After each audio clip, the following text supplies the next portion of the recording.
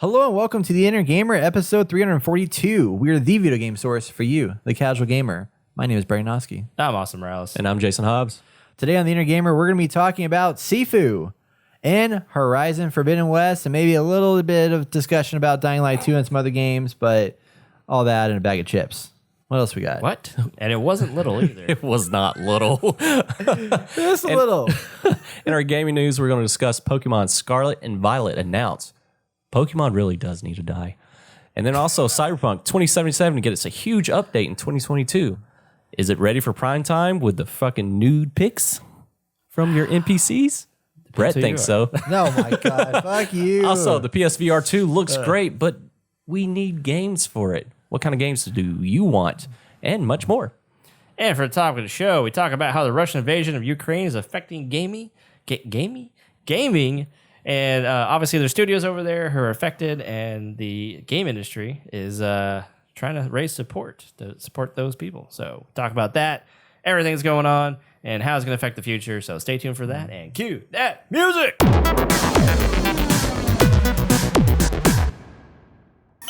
It is March 1st, 2022. Welcome to the Inner Gamer podcast. Whether this is your first time or your 100th time, we thank you for listening. Or your last time. No, I'm kidding. your last Better time. not be your last time. I will come from. I'm just kidding. Anyway, thank you guys for listening. We really appreciate every one of y'all for coming back each and every week. If you ever have any feedback, you can always send us an email at hello@theinnergamer.net. And if you want to hear more and show more support and do more for us, you should consider donating or sharing this episode with a friend. You can visit theinnergamer.net/donate to contribute. And if y'all don't know, and you weren't in the state of Texas last week, it rained and it snowed and sleeted. No, it sleeted basically. It was icy. It was real bad. So we canceled our event, postponed our event actually, that we're going to have. And honestly, we probably could have had it, but I'm kind of glad we did, just to let it be warmer and let people be outside and stuff like that. So we are rescheduling to this week. So if you're listening to this podcast on the week of March 1st, then March 3rd is when we're having our next event, and it will be still at Maple Branch Brewery. So you should come out and join us from 6 to 10 and play some Switch games, drink some beers, $2 off beer all night. So that's really cool. And yeah, meet us. $3 God off. bless. All $3 night. off pretzels. Yeah. Oof. All night, $2. I might have to get a As long as you mention the Inner get Gamer hammered. when you close out.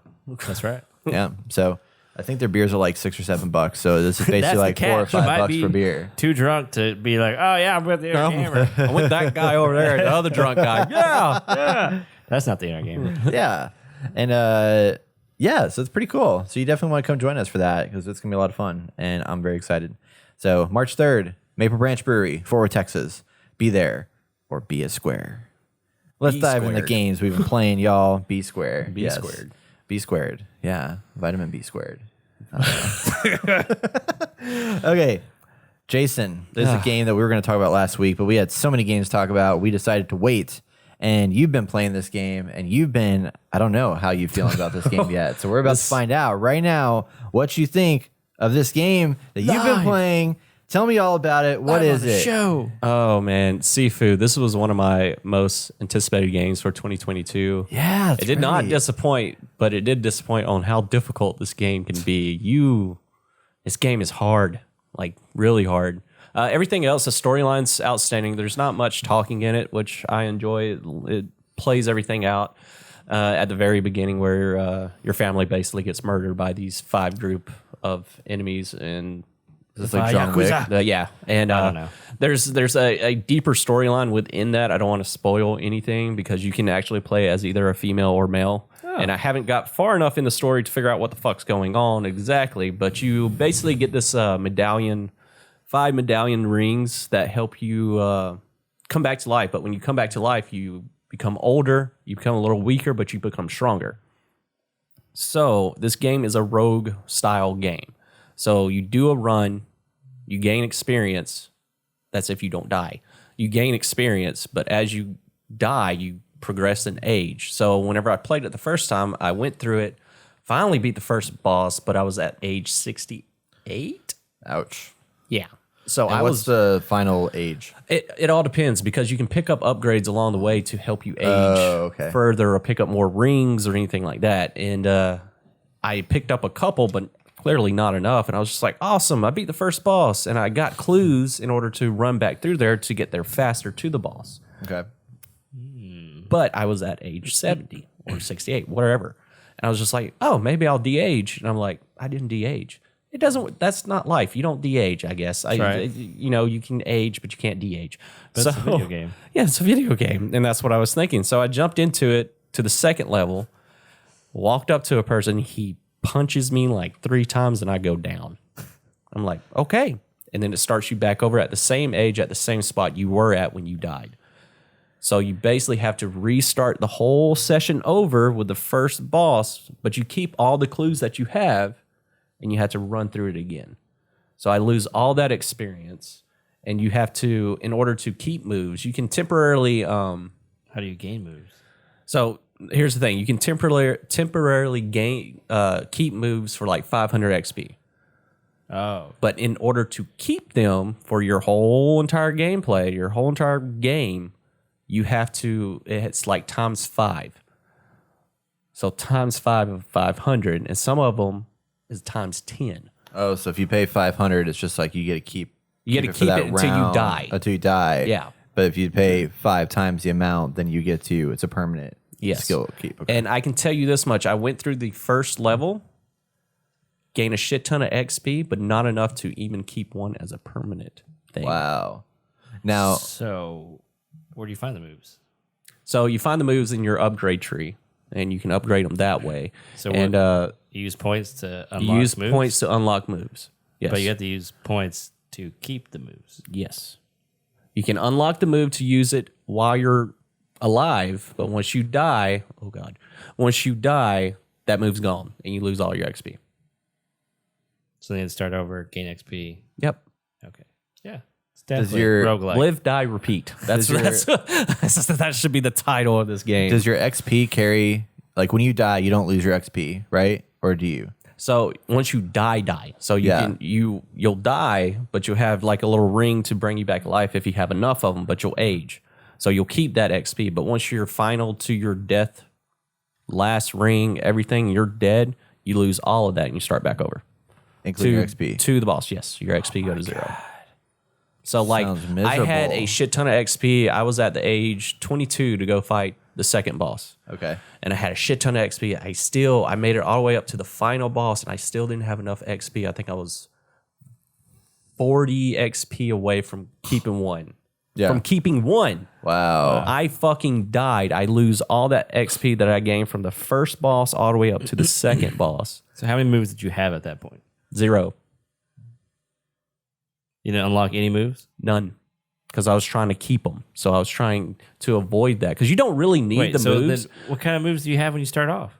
Just Punch the and basic. dodge? Just punch, dodge, and all that. So what are the moves? So the other new moves, like it will give a boost for your weapon. So it won't break as fast. It'll give you an upgrade to your weapon where you can do a kind of like a long distance throw around. So you can hit multiple people. There's another one where if you do a perfect parry, you can dodge them and grab them and throw them out of your way, which that's the one you really want, and that's the one I wanted to keep because these enemies, once you go in there, you're not fighting just 1 or 2, you're fighting about 5 of them, and they're surrounding you. So you really have to be aware of your surroundings because once you get hit, it hurts. Yeah. And there's another thing. You have a little bar at the end. That's your defense, basically. And if they break that defense, then once they punch you, they're going to hit you. You can't dodge. You can't do jack shit. Oof. Yeah. It's pretty brutal. And it took me a while with the combat system. It took me a while to figure it out because it's not like the Arkham games or anything like that. You hold, roll around. Yeah, you can roll around, but you're going to use up your bar a little bit more and more. I get Your defensive bar. Is it kind of like I guess like a stamina bar, but it's for your break. Yeah. Your break, basically. Yeah. So Almost like a shield almost. and they didn't really explain it. You have a little bit of training, but if you hold your counter bar, I think it's R1 to like dodge and stuff. Yeah. You have to just hold that and move the joystick whichever way you want to dodge. And that's how you do that. It's not like the Arkham games or the Spider-Man games where you hit it when you're about to get hit. And that's what I was doing constantly. And that's why I died so fast because I was trying to dodge, but I'm just tapping it to prepare for the counter, and I just get punched right in the face. Is it kind of like the Resolve in Ghost of Tsushima, Yes, yeah, 'cause it's when you like that. You know, you're fighting people and you're building up the resolve bars or whatever. And But you this can use one- but this will like go away if you This get hit. one will go away if you get hit. Yes. Yeah. And like it's kind of like that, but it recharges. It takes a while to recharge, and you can eventually upgrade it where it will recharge faster depending on what you do. Yeah. But it is a very unique game. The fighting with this game, you have to practice to get better. There's no jumping into it thinking you're going to rock shit when you're really not. Yeah. Because it is not an easy game. What I thought was really interesting hearing people talk about playing this, like this definitely sounds like a game that's not for me because sounds very, very difficult and very challenging. But I liked that I heard when you're playing it, it reminds me of Super Hot, where in Super Hot you have these runs. Have you played Super Hot? Yeah, I played Super Hot. Yeah. Austin, did you play Super Hot? Yeah. Yeah. So like in Super Hot, you have like a mission where you have to go. Whoa. Woo! You have to go and like you have to get from point A to point B and fight through bad guys in the whole thing, but you're gonna die a lot and make wrong mistakes. So when you go back to it, it's the exact same like scenario each time over and over. So you learn, okay, I did this wrong, so let me try this instead. I did this wrong, let me try this instead. And in Sifu, it sounds like it's basically the same thing. It's the exact same path. Like you can learn a pathway. Yeah, if you can figure it, and that's what I figured out with the first boss is like I was used to these enemies because I ran through that portion 30 different times, and that's why I already got like 6 to 8 hours into it. Is because I was constantly redoing the same mission over and over again, and it takes a lot of skill. So you see if that. I meant to say, once the bar fills up, your defense is broken. Okay.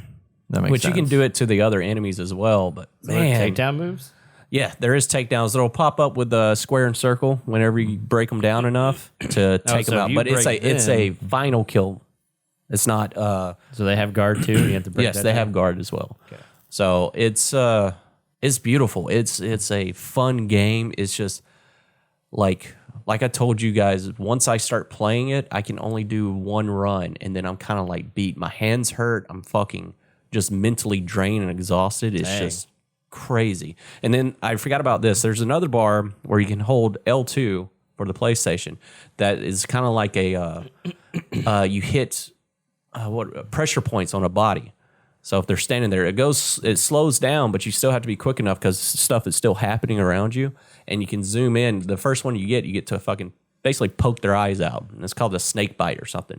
So it zooms in and you highlight the target, the part of the body you want to hit, and then just whop and hit it. It does hella damage, but as you can see, that bar is super small. In order to get that bar more, you have to basically fight more. And then the combat system, it mixes it up with the joystick. It's either going back and forth with it and then hitting. It's almost like a Mortal Kombat. I was going to say, it's like a fighting game, like Yeah. a traditional fighting game. Yeah. I didn't realize it was like that intensely combo focused. I was hoping it wasn't, but Yeah. dear Lord. You can't button mash. In You this can't game. button mash at all. You have to. You gotta get good. You have to get good. You have to dead. practice. You see this move, the eye strike. Bow. Ooh. Yeah, That's pretty cool. And like it's so beautiful. Like there's this one scene in the very beginning where you go down a hallway and you fight all these fucking enemies. And I got my ass stomped the first time, but the second time after I figured out everything, boy, it was just so beautiful. It reminded me of Old Boy, and I just like I get reminiscences back of the old martial arts films I love watching. But yeah, this game, it has it. I love the artwork in it. The visuals are outstanding, and it's just. Yeah, And you have to also kind of pay attention to the area because you can miss clues and stuff like that. So you have to stay focused in on that. But yeah, the takedown, they're called takedowns. So once you weaken them enough, you can take them down. That comes in handy. And you can get the upper hand as well. So if you pick up a bottle or a stick or something like that and you throw it, you can break their defense like that and do an automatic takedown. Oh, that's cool.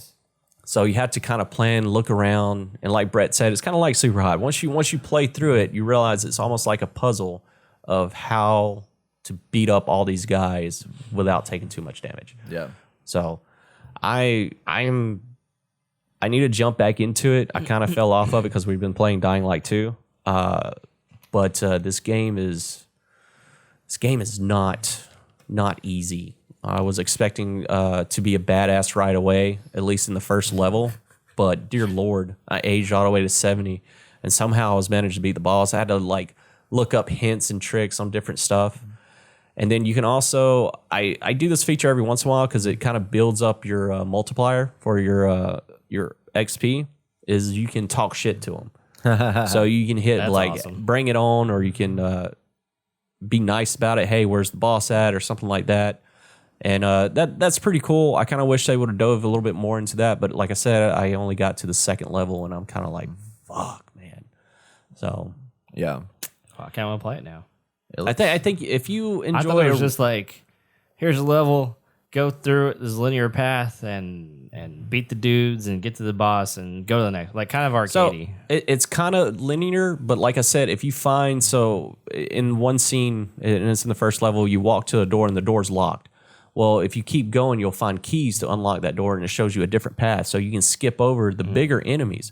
But do you really want to skip over the bigger enemies? Because that's missing out on XP.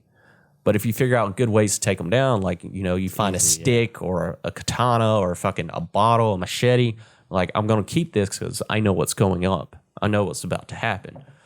But just doing all this is fun, but boy, it takes it out of you so fast, and you're just like, God. Attack. Shit. Yeah.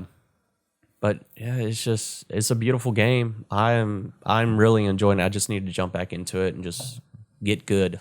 Yeah. And that's why I told you I don't think you should get this game at all. This might be a game I wait for it to, if it comes out on PS Plus for free or something like that. I might pick it up and play it there. But it's definitely it looks a little more challenging. Oh yeah, it is than I wanted it to be. Yeah, same. Get the challenge. Do you can you regain your health in any way? Yes, you can regain your health if you unlock an ability. So you see, if you do a takedown, you'll gain a little bit of health back, but it's nothing major. Okay. And then you can also find shrines that I believe you can it'll automatically heal yourself, I believe, but the shrines are very hard to find, and plus you can do bonuses for your focus, your defense as well. Yeah. So you can put in XP points into that. But once again, you're risking putting XP points into something that's not going to last. Right. So like I said before, I kind of wanted to build up that XP, so I started all the way in the very beginning, thinking, I can collect all the way up to this point because I know how to kill the boss. I know how to go through all these enemies, and I did well. I made it age 23, so I died like twice. That's pretty good, yeah. And then, or 22, and I died like twice, and then I get to the next level, and I fought like 3 mini bosses, and then I got to the main boss and just got fucking destroyed. I think I had 15 enemies on me before I made it to the main boss in one room. So I'm constantly running around, and that's where I figured out I need to run around, grab these bottles, and just start throwing them bricks, bottles, start using everything in my ability. Yeah. And then some guys, they actually have these smaller enemies. Sometimes they get a rage bonus. Like you get them close to the health, and then they start going Super Saiyan, and they get double the fucking health, and then you have to really beat them down, and you're kind of like, and they're tough. Their defense is up high. So it's kind of a pain in the ass. But this scene right here is just, I love it. It is fucking amazing. I mean, that's like 6 people right there. You could go in there 1, and 2, fight. 3, 4, 5, 6, 7. There was Oh, one this behind is one. cool. Yeah. Nice. So it has scenes like this that it's just like, wow. So the camera went from behind you to to the side, like a side scroller almost. Which is nice. I feel like if you're playing, first person in this part, or not first person, but like traditional third person, it would be a little bit more claustrophobic. But this is nice because you can see how many people are coming towards at the same time. Yeah. Very interesting. But you got to keep the enemies spread out away from you. And if you're caught in a bad position, you need to back up somehow. Or to get a pipe wrench and just start fucking going crazy. You can hit 2 enemies at the same time, huh? Yeah, you can. And sometimes, I believe, sometimes the enemies can hit each other if you friggin' time it right. Nice. Yeah, That's cool. it's a stunning game. I wasn't expecting it to be that hard. You know what I mean? Yeah. Oof. Oh, shit. So I've heard that. So this pipe. game is from the creators of Absolver, which was like I think it's a PC only game that was like a melee focused combat game. Yes. That was really, really popular and would like got a lot of praise and stuff like that. So if anybody's ever played that, that's who made this. So if you were into Absolver, this would be a game probably worth looking at. Absolver has the same defense meter at the bottom as well. Yeah. I watched a little bit of gameplay. It's very similar, but this one's This one's very unique. I give it that much. Yeah. It is fun, but you have to be willing to sit down and be very patient because I was not getting patient at all. This is a full price game, right? $60? Yeah, yes. I Do believe you so. think it's worth $60? I Or do you think it should be cheaper? think it should be I don't know. 50? 50, maybe 45. Yeah. Yeah. That was my bigger concern with this is that, I mean, it's a full price game and like, I mean, yeah, there's a lot of, you can do, I mean, there's a lot of replayability and stuff like that, but it's 5 levels of gameplay that I've heard takes people 6 to 7 hours. Like if you like get a good run through or whatever, like you could beat this game in like 6 or 7 hours. Yeah, you probably can. Yeah. Because like it's the same shit over and over. You got to be willing. Like I said, it's a rogue style game, so you have to be willing to go to the same levels over and over and over again to get good. Yeah. Get good. Actually, it says on how long to beat, it's 10.5 hours. But still, I mean, that's still kind of short for full price. But I mean, if the game's really good, not a big deal. Yeah, I want 500 hours of gameplay. Damn You it. guys want Hell me to, yeah. You guys want me to stream this and see me get fucking Yeah, you should. frustrated? Hell yeah. Oh, there's your death. So I say you die. Death counter is increased. I love the, you know how I am with user interface and So- stuff like that. I love the user interface in this game. This is where you do your upgrades right you here. die. When you die is when you do your upgrades. I'm sorry. And as you can see, you unlock 500 XP. 5 times that, you can unlock it permanently. So, yeah. Wow. So do you just keep upgrading that one thing and it will eventually unlock? No, once you spend the 500, you spend the 500. And then you have to wait till you have the Have it, the max, the 5,000 to get or whatever. Man. Yeah. Oh, okay. You just Oh come wait, back so where you left have off. to you have Oh, to yeah, you unlock have it to first to unlock it. 500 before you can't just be like, oh, I got 5 times 500. And No, just do you it can right there. unlock it Oh, shit. once you Oh, get to he's that dead. max. But once you, let's say you purchase that move, that 500 XP is spent into that. It doesn't decrease the amount for the times portion. You know what I'm saying? Yeah, okay. I thought that's what you guys were asking. No, I'm just I mean, like if you had Oh, like so he just died. Yep. He lost his move, so now he had to rebuy it. No, you have to die, like die. Oh, That's what I meant to say. I Sorry. see. So much death in this game. Yeah. You have to die in order to Oh my gosh, yeah. lose it completely. so if you so on the permanent unlock, if you have 2,500 XP right then and there, do you have to spend the 500 No, to you unlock can it just- first? you can just spend the purchase it, 2,500. yes. Okay, cool. But still, it's Yeah. see, she just went Super Saiyan. Oh, wait. He lost the death counter. Saiyan. Yeah, he died a while ago. Yeah, but he had 2 deaths. Now he went down to 1 death. Death counter went down. Yeah, he was at age 20. And now he's at 23. No, he just lost the death counter. Oh, did he? Did he die again? No, he didn't die. Okay, look. He just died. Huh? Yeah. Okay, so 21. okay. I think he died like 2 more times. Because No, he got it's he got 21. he got his ass stomped a while ago. We're gonna go forward. Okay, look. Counter of 2. Yep. Okay. Yeah. So he comes Age back alive. 23. And then he Kills that kills guy. somebody. Okay, he almost dies here. Hey, look. He's gonna kill. All right. We're almost there. We're figuring something out. Almost there. Boom. Oh, I'm sorry. If you kill one of the Super Saiyan or the boss, your death counter will go down. Sorry. See? There we go. That's what I was my getting. bad. Yeah, I was just like, what are you talking about? But no, I see what you're saying. But that's So the how you glowing age so characters. far. Yeah, the Yeah. glowy characters. And then that's how you same get- way with the bosses or the mini boss. I would consider this as a mini boss. Oh, Interesting. Yeah. So you can gain it back that way as well. I would Nice. be holding to give up every single time I play this game. That would be my feeling. But yeah, the game is fun. I'm probably going to jump back into it eventually. It's just I need time to process a lot before Yeah. I jump into it again. Because it is fucking frustrating. I want to throw my controller every time. Because the only person you've been bad at yourself, it's you doing it. I mean, Yeah. like, I can't blame you guys because you guys aren't playing with me. or I mean, do anything. you think like I have heard some people talk about how like there are moments in here where like the game, like in Dark Souls like games, like if you die, it's because you need to get better.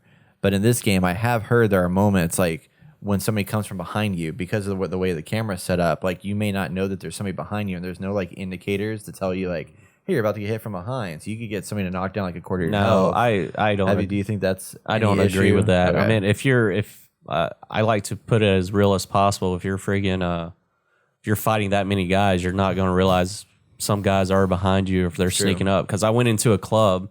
Some people are in there are civilians running around, and others are fucking enemies. So I mean, I'm not going to have an indicator. Yeah, You know, true. Spidey Dying sense. Light has it. There's like, Yeah. oh look, a little Yeah, red and Dying dot Light has over here. zombies. Well, right. this one you I know. come back to life, I guess. I don't know. Yeah, But yeah, awesome. Video Well, game. that video is- game. That's Sifu, everybody. Yeah. Check it out. Or It is not. or not. Depending if you like hard games, it sounds like. Definitely decide what you want. But awesome. Thanks for sharing that with us. You're If you welcome. beat it, you I'm should not gonna come fuck back and tell like us. I'm how gonna it have to play feels. this game for hours just to get the handle of the gameplay and the combat system. Like Yeah. still to now, I'm just kind of like I'm very questioning everything. I'm constantly in the training room trying to get good, and I feel like I'm just not. Yeah. So Okay. yeah, Nice. Well, Sometimes you just suck. Sorry. yeah, I just suck at this game. and would be worse. Yeah. Be like age 30 or Yeah. 305. Age And 300. there's no difficulty setting in that game, right? No, I Yeah, tried. okay. That's what I Yeah, figured. Yeah, I tried. So transition to games that have difficulty settings. We are going to talk about a new PlayStation exclusive. I almost said PlayStation, PlayStation. 5. Oh, I thought but you it's were just gonna say PlayStation Plus. exclusive. Yeah, it's And that is the sequel to Horizon Zero Dawn, Oh, also known as. Speaking of that, like I walked into goddamn GameStop and I was just like, yeah, I want to get Horizon, Forbidden whatever. West. Fucking yeah. He's just like, for what console? I was like, fucking PlayStation, man. What other console is it on? It's a fucking PlayStation game. I felt like a jackass. He was like, well, PS4, PS5. I was like, oh fuck. Anyway, sorry. Yeah, point. that's Yeah, funny. valid. Yeah. Valid point. It's like, duh, yeah. So Horizon Forbidden West, it is here. It is out. It's the long anticipated sequel to Zero Dawn. And we've been playing it. I've probably put about 10 hours into it. Austin, you're about the same point as I am in the story, but how many hours do you think you put into I'm it? a little farther than you. Yeah. But I probably put about 10 hours in. Yeah. Okay. Cool. And then you Why you so put slow? about an hour. Because he doesn't skip all the dialogue. Yeah. Yeah. I've been doing side quests too. Me too. Yeah. I think I put in probably 2 hours into it. Because that intro, the fucking intro Was long. as Yeah, shit. it was long. And I will say on the intro, like when I first got into it, I was like, I don't know if I'm liking this game. Like in Yeah. that intro, I did not like the intro at all. I thought it was, I mean, beautiful, like for sure. But the intro I felt like was very boring and not much substance there. And it was hard coming. I kind of wish I had gone back because I went back and watched like a video, like synopsis of like, here's everything that happened from Zero Dawn. Because I knew this was going to like start off like right from where we left off, more or less. And they did have like a really nice like intro video when you started this game of like, here's what happened leading up to this point. But I still felt very kind of lost in like the overall Yes. lore of everything that Yes. had happened, having not beat the previous game. Yeah. I felt a little confused in a lot of places as to like who Hades is, and then this Gaia thing, and then this who I am, and then like all these Meridian people, because I never made it to Meridian in the first game, so I didn't know who all these like Sun Kings and stuff like that were.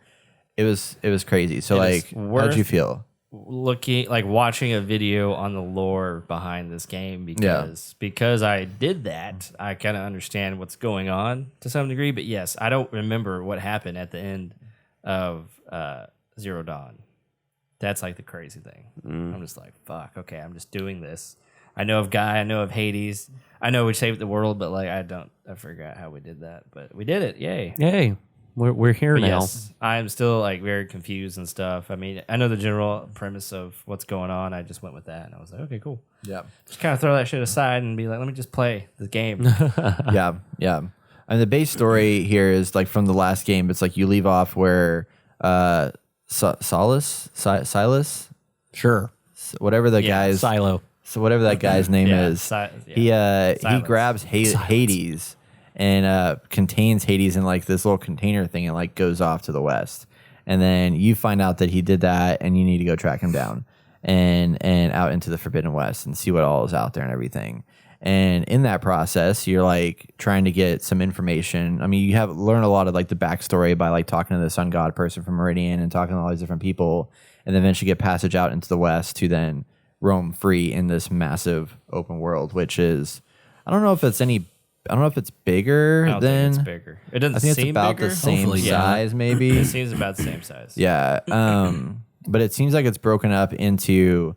I thought it was interesting how this opened up like the same way that Forbidden West did, or for Zero Dawn did, where like you start in this like area that's like kind of small and contained, and then you have like a wall in like the story, that like a literal wall that you can't go through until you like do a certain thing, and then it opens you up into like the whole, like now you got all this shit that you can go and explore. Yeah. And my point is that my experience through this game that I'm really enjoying a lot of, I can't help but think that this is a very, very highly polished, really well made expansion. Yeah. That's how I feel about this game right now. Yeah. I mean, because it picked up right where it left off, and I would agree. it feels exactly the same. I can't remember if the grappling hook was in. It wasn't, right? That's like Yeah. the new feature, right? Yeah. The grappling hook, and then you'll get a glider later on. That's pretty Oh, sweet. dope. Yeah. Yeah. That's pretty fun. Thanks for running. Yeah, I that mean, much that's in is- all the videos. You watch all the videos. That it's much like is there. changed. Yeah, it's Yeah. just like in the first one, we got to save the world, and now it's like we got to save the world again. And Varl's like, I'm gonna come with you, and you're like, no, I'm gonna do this on my own. I can do everything by myself. Where's her little stick thingy that she can take over robots with? there. She has. Oh, it. is that Yeah, it? you just I was haven't. like, You I just thought it haven't was done anything bigger. with it yet that Oh. much. But yeah, Okay, so one thing that did annoy me, because we're going through the first part of the gameplay, she had to grab tree limbs for arrows, but she had like a shit ton of arrows in her fucking quiver. Yeah. What the fuck? what do you mean? She said she had no arrows, but she had a shit ton of arrows in her quiver. Oh, it's just part Did of that her bother y'all? costume. I was trying to I didn't fucking even notice that. Yeah, I noticed it like right off the bat. I was like, "Damn, I got a shit ton of arrows." And I'm looking at the arrow counter is like 0. I'm like, "What the fuck?" This is low in my opinion. Yeah. That's hilarious. So No, it's- sorry. Yeah, you're supposed to. You have a bunch of arrows in your back just to make it look like you got arrows. It's part It's of on your her side. costume or on your side. It's Okay. part of the costume. Yeah. And then the other ones you add just don't. They don't go anywhere on your body. They're just there. It's like because you can carry a lot of shit. You can, and that's the Yeah. annoying part. Is the collecting. Dear God, there's an so much immense shit amount to of collecting collect. in this game. Hey, look, you don't really have to do any resource management. It all That's just true. like you Well, have that's what true. you have, and then whatever you pick up goes back to your stash, and you can go to your stash whenever you want to when you come from outside the wild to a city or a camp. Oh, is and that- replenish. Yeah, where the fuck that. is my stash? Your stash is at like every major city, and you also when you open up the world, camps have it. There's like little tiny like campfires that will have a stash. How does it get there? It just goes there. It's a just, video It's game. magic. Yeah, it teleports. video It's game. the I knew I left future. it somewhere. Hey, it's your Bluetooth headset. I That's know, yeah, telling you it's where right to on go. your Yeah. Focus. Okay. I do like that feature though. Like it's a gamey feature, but I do like the fact that everything you pick up, like you don't have to worry about much management because after you fill up your pouches and stuff, it just all goes to your stash, and then it just She's like, it just oh, does. This will be in my stash. I like how she talks to herself. Yeah. But it's actually giving you clues. Like sometimes she's like, oh, I think I should go that way. Or, oh, I can't do this. Well, it's Yeah. kind of like the Arkham games where Batman you'll hear his thoughts whenever he's going over stuff. Oh, I need to go back this way, and all that shit. But another Great thing, Batman yeah, impression. I know, I tried. So good. But another thing that annoyed me is the focus. So it is a very gamey thing where you hit the joystick and you can see a lot of things. But one thing that annoys me about this one is that whenever she goes in the focus mode, she walks. Oh, She like does this like It's like a zoomed in. a zoom in walk, and she's like creeping. Yeah. I'm like, are you listening in for everything? Because you can is. see everything. I don't know That's what the she's fuck are you She's like doing. putting it to her ear, and she's like, well, because But you can see it. But you you can, can like- audio like gets zoomed in certain things. but you can also tap I it don't too. So if you like just tap it, it just Yeah, like, but I sets feel the like it's focus not around it's not the you. same because Yeah, the tap doesn't let doesn't you get scan. everything, and I feel like the scan is bigger, but it seems like because it does this bubble thing around you, it Yeah. seems like it's only that's how far it goes. It is. No, it goes farther. No, it You goes can, like, further, that's true. but you it can just reach out to seems people, that yeah. why have the bubble? Because it seems like that's all she's scanning is That's like what they 5 did feet in in the front first of her. game, and they can't change it now. I treat it kind of like the way I've been playing this game is I played a little bit like Ghost Recon Breakpoint, where it's like you walk in, you coming up to a base or like an area of interest or whatever. You throw up your drone, and your drone's the equivalent of your focus. Instead, it's just like you're looking through this thing instead of having your drone. Well, then you can compare so it you to send your like drone in there and like mark a bunch of people and do all Yeah. that stuff, and then you go in there for your attack. I like to compare it to Ghost of Tsushima, where you do the little thief The sense, yeah, sense. yeah. But I can at least run in that one a little bit when Right. you upgrade it. I was hoping there's an upgrade for that, but I don't know. Yeah. So as the guy who is really looking forward to this, Yeah, I was going to say, Oh, this is yeah. your most anticipated game. One of your most I anticipated. can say I enjoyed playing this game, but the story does not have the weight that it should and does not have the pacing that it should. Because I just got to a really interesting part, which you're at, Brett, Yeah. and some crazy shit happens. It raises a lot of questions. I'm like, what the fuck's going on right now? And I mean, I think now, like, this is the part we should have gotten to, and this is like a huge thing for movies. Like, you have to have good pacing. You have to have certain things. Like, there's a formula for movies where, like, at a certain point, like, you have to. This is the inciting incident that initiates the main character's quest for the rest of the movie, right? And obviously, in video games, you got to have that intro part where you get used to the mechanics. Because if you can't get used to mechanics, you're gonna have a hard time with the rest of the game. Yeah.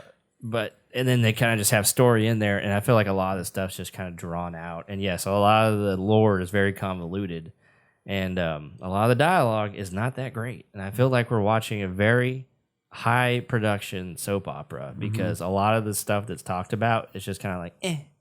And like I said earlier, I feel like the only people that survived this apocalypse or that were remade were in the image of everyone from the Bay Area in San Francisco because they all look like they come there. Like it just looks like they come from California. Can we talk about their outfits for a second? 'Cause Yeah, I feel like, especially the early part, where like everybody seems like they like have ate way too. And I talk from experience because I'm like overweight as well. They look like they've had too much pizza because they're either that or their clothes are like way too freaking big for them. What? That's part of it. Yeah, but they're like freaking like legs are like gigantic with like. I mean, I think it's their clothing. I think it's their But their clothing. clothing makes them look like Some they're are so overweight. big, and Yeah. I don't think that they're. The I mean, cards, because like looking at Aloy and stuff like Aloy. that, she's like thin and fine, and even this guy's fine. But like when you get to those people that were like the Karja, yeah. like they just look like they're gigantic people, and it's really weird. I mean, it could be. I They're- mean, we're in the future and people evolve different ways, so who knows? I mean, Yeah, maybe. decades have passed since what Gaia has like reinitiated Yeah. life on Earth. So, Right. but I mean, I enjoy playing the game. I love the gameplay. I mean, the skill tree is fun to play with, and going and doing these, like going into these raider camps and destroying them, and for the most part, the cinematics are well directed, minus the acting. And I mean, the acting is pretty decent, but it's just the script that really sucks. Yeah. Hair going everywhere. Oh yeah. Yeah, the hair, So, hair like- going crazy is kind of weird. This is not going to win Game of the Year for me, but it is a very fun game to play, and I can get lost in it. And looking at and if you go someplace high or can see out into the west when you finally get there, like there's just picture perfect moments everywhere you look. And it was so hard because I was trying to turn this game on before I went to bed before work the other day. And I was just like, picture. And I was like, oh shit, I can do different poses. I have different facial. I was like, damn it. I was like, all right, I gotta go to bed. It looks so good. So I took yeah. a crap ton of pictures. And I mean, it is very well. The graphics are just top notch here. Yeah. And this is what I was hoping Dying Light would most likely be. And obviously it wasn't. I mean, obviously, Yeah. Yeah. the story wasn't going to be amazing. The acting wasn't going to be great. But yeah, I don't know. Maybe we're expecting too much from these games these days, but they have to kind of go off of what they already created. So they can't go too Can't far go off too the beaten far, path. yeah. And kind of wish they did to some degree. Yeah. Like, yeah.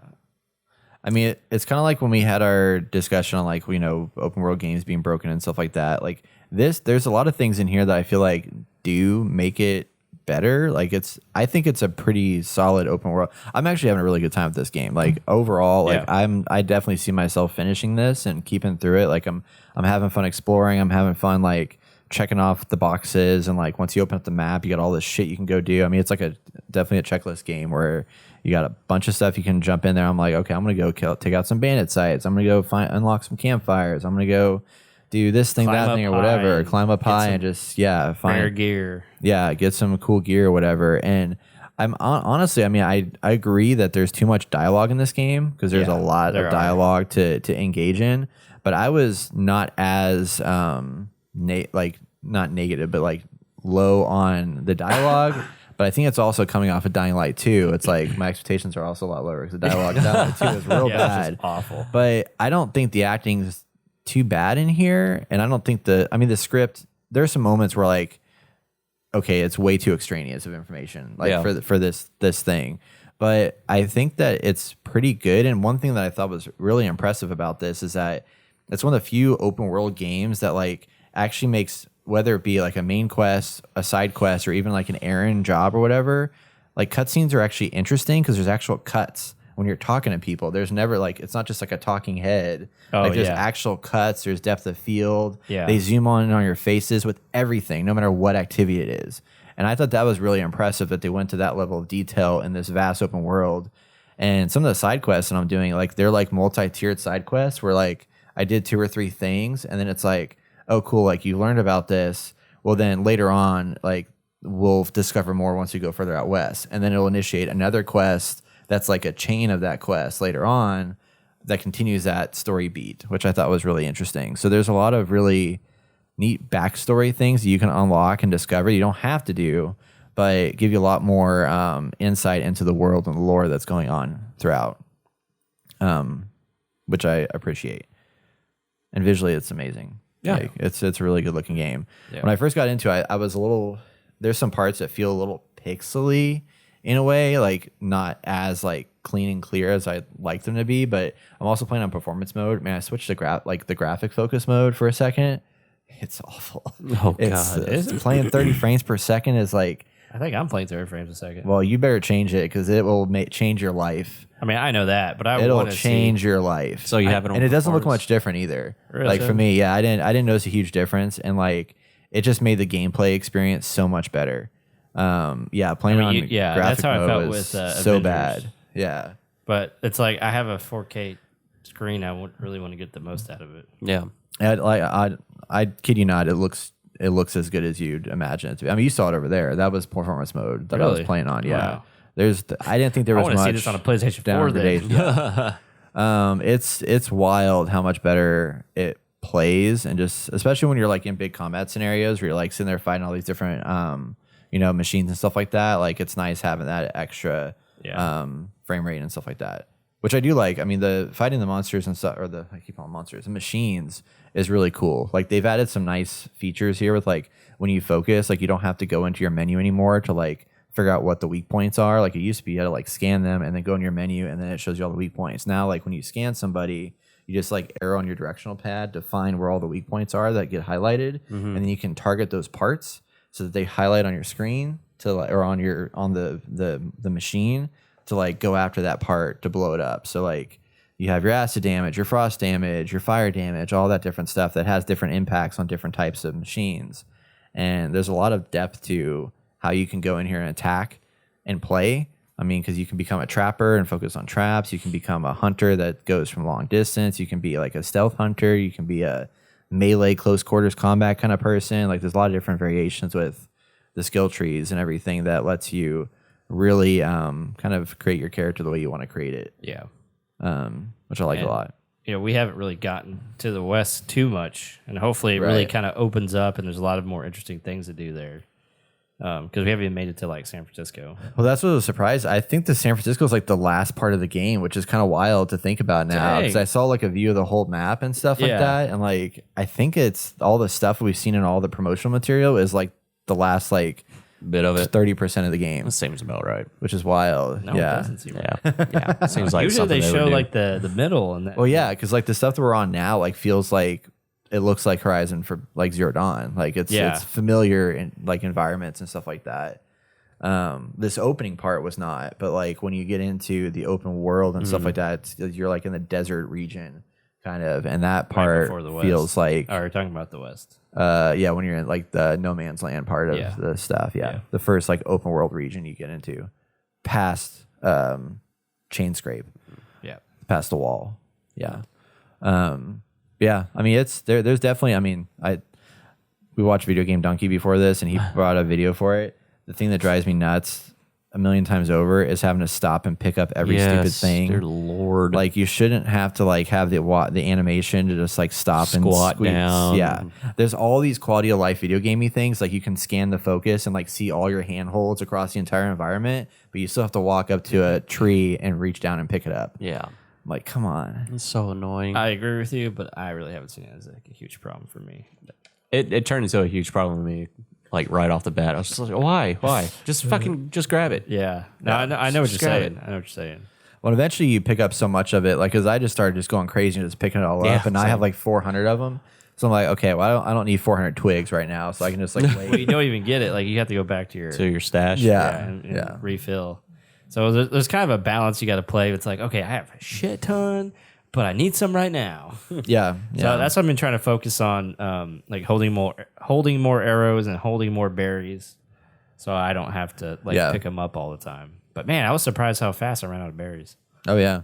Yeah, I got hit once and I was like, fuck. I was like, no. It's not. I was like, I need more berries.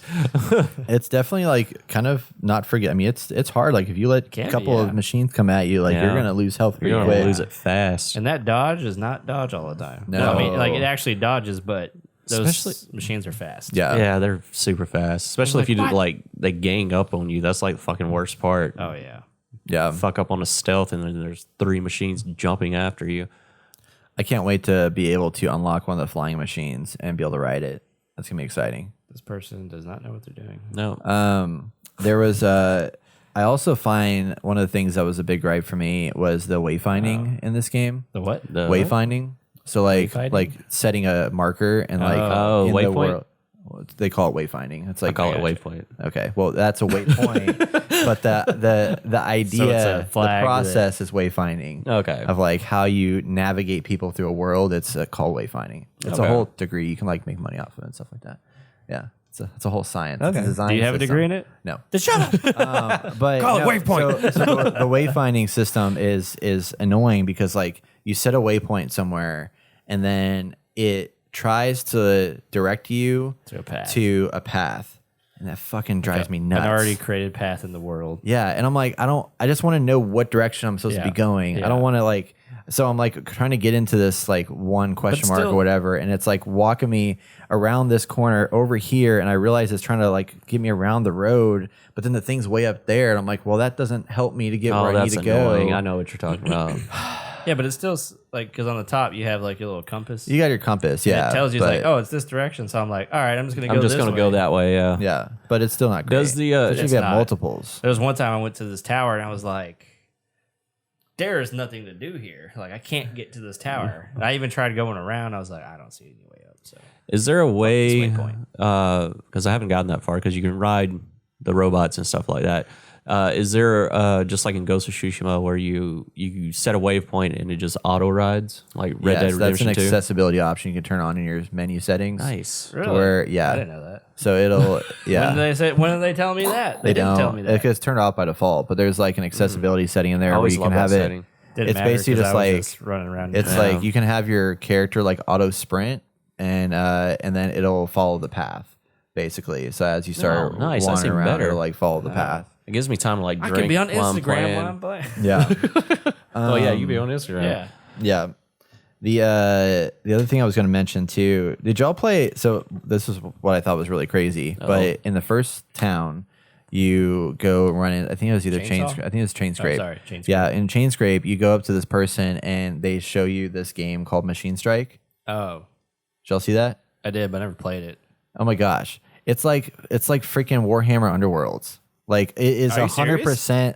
It is the entire Warhammer Underworlds with the machines as characters. What the fuck? 100% identical. So now I have to go back to It's Chain Scrape. freaking crazy. I sat Wait, do there you and play I- the game in the game? Yeah, it's like What? no, It's a it's like small you game. have Well, you it's- have a board that you start with, and the board, the introductory tutorial is just like here's a board, and you have a card, you have a series of cards, and Yeah. each card is like one of the machines, and they have a attack points, and they have health points, they have shield points, and they have move points. So just like in Warhammer, where it's like you can move 2 squares, you can attack this, whatever. And then you build a card deck after you play the first one, and there's multiple games that you can play in different towns and settlements as you go throughout. Okay. And then later on, there's different terrains that they'll introduce. So there's like squares for like wildlands, and then there's squares for like stone. And the different terrains, you have different advantages and disadvantages based on the type of character you have.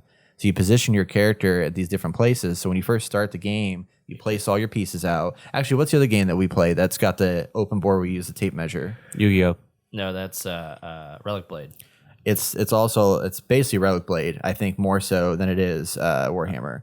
But like you place your pieces down, and the other person places their pieces down. Your goal is to either get 7 points to the other player, or just destroy the enemy team, and you get points by taking out the bad guys. So you go into your attack, and if you get 2 moves, if you get 1 square away from the person, then you can send an attack out and like break their shield and then break their armor, and then you take their player off the board. And you run through the whole thing until like one team wins versus the other. But there's a lot of strategy to it, and it's a full fucking game inside of this thing. That's why he's so far behind, because he's That's right. he's been playing a game within a game. I'm not behind, man. I'm saying this is him. So what I don't understand, maybe someone had created this, was like, hey, this would be cool if we created this game, and they're like, no, we're not going to use that. And they're like, oh, let's just put it in. Yeah, here. we'll use it as a mini game. Yeah. My thing is like, couldn't you spend your time and effort like actually making the game, Right. and That's not possible. all the money for Look up Machine Strike real quick. I want you guys to see just how the thing like operates. Oh man, It's really crazy. Machine Strike. Yeah. Game. I hate it when they put games like inside that of in it. the game. Yeah, like in Valhalla had Valhalla. something. Yeah, That wasn't very good though. Was it the? No, I'm thinking of what's that? God damn Oh it. shit! It is kind of like Underworlds, Right? Wow. I'm thinking Black Flag when you play the dice game. Oh yeah. That annoyed me. Yeah. Any like mini game thing, Or is maybe annoying. they're like, This one's we want to pretty cool, create though. this so we can actually come out 'Cause- with a board game with expansions. You're probably right. Well, the Make rumor more has money. it is like, did y'all play Gwent in Witcher? Yes. Yeah. No. The rumor has it this is going to become like its own. They might like make it its Make own it game onto or its something, own like a thing. mobile game. This would make a great mobile game. Yeah, probably. I can see that being a mobile game, but it's Yeah. just I hate it when games do that because I lose track of what actually is going on, and then I'm Yeah. trying to focus in on playing this stupid mini game, and I hate it when they force me to play it. Yeah. When I have to play it, like I don't want to. Oh, I Stop hate that. forcing Yeah. that on me. So Well, this one, the good thing is you don't have to. You can just I'm skip probably it. not. I'm gonna And just skip it. run past it, and Yep. you're fine. Don't care. You know, it's good. But I thought it was interesting. So very cool. But So I think this game just has a lot of, well, not a lot, has some problems that most open world games have. It's just like, you have this big world, you got to fill it up, and you got to have this long story that's like 30 plus hours long. And it's like, well, maybe just like get to the high points, make it a really awesome story. Kind of, okay. Example would be Skyrim. Just make that campaign like 2 to 5 hours long, and then have a bunch of other cool side quests that's its own story. that's That what way, you're saying. people aren't like fucking, oh, I'm going to spend like 30 hours on the main quest, and then there's like 20 to 30 hours of like extra content. Like, it's just a lot cooler to like get to know the story, get through it, hit all the high points. Man, that was a great story. I love this world. Let me go back into it and see what else I can find. yeah, Like, that's how you should do it. yeah, yeah. I guess I can see that. Well, you can. You will. Yeah. I did. I don't know. I disagree. I think it's a terrible idea. I know, Brett. Yeah, no, I don't. I mean, this game has the same problems that I talked about before, where it's like you can take a quest and you're like, okay, I have this quest where I need to go out here to the wilds to like do this thing, but then I picked up 5 more quests that in this game actually do like tie into the story a lot more closely than you think it would, but it still was like, okay, there's this like very important like time sensitive thing I need to go do here. But then I'm going to do these 5 side quests over here, and there's no consequences to any of that. Yeah. Yeah. So it's like you can go Yeah. 10 days without ever going somewhere. And then when you get to see, oh, Silas was here 12.8 days ago. The fuck he was. I just did 5 side quests. It probably took me 30 days. Yeah, exactly. Yeah, crazy. Yeah. Anyway, that's kind of my feeling about all these overworld games that is becoming an issue. But That's what I liked about The Witcher. Well, at least maybe that's not exactly how it was, but the story was moving at a pace where it's like, fuck, I need to go do the main story. Yeah. I can't just be side questing. I want to go back and play The Witcher and try to get through it and just see, because it sounds like it was almost a perfect open world-ish experience.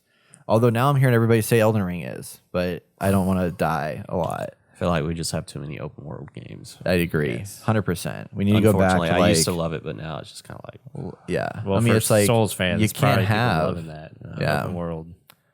I mean, like Donkey said, it's like you had Dying Light, Arceus, now this game, now you got Elden Ring coming out. Yep. I mean, previous years we've had, I mean, God of War is not open world, but like we've had like Red Dead Redemption 2, which was massive. We had Immortals Phoenix Rising, Assassin's Creed Valhalla, which has a freaking 30-hour story campaign coming out this Some other next Ubisoft month. games that came out. Yeah, basically every Ubisoft game is open world. Like there's so many Riders open world Republic. games, and they all expect you to do all these things. Yeah. It's like I just don't have the time to do all that stuff.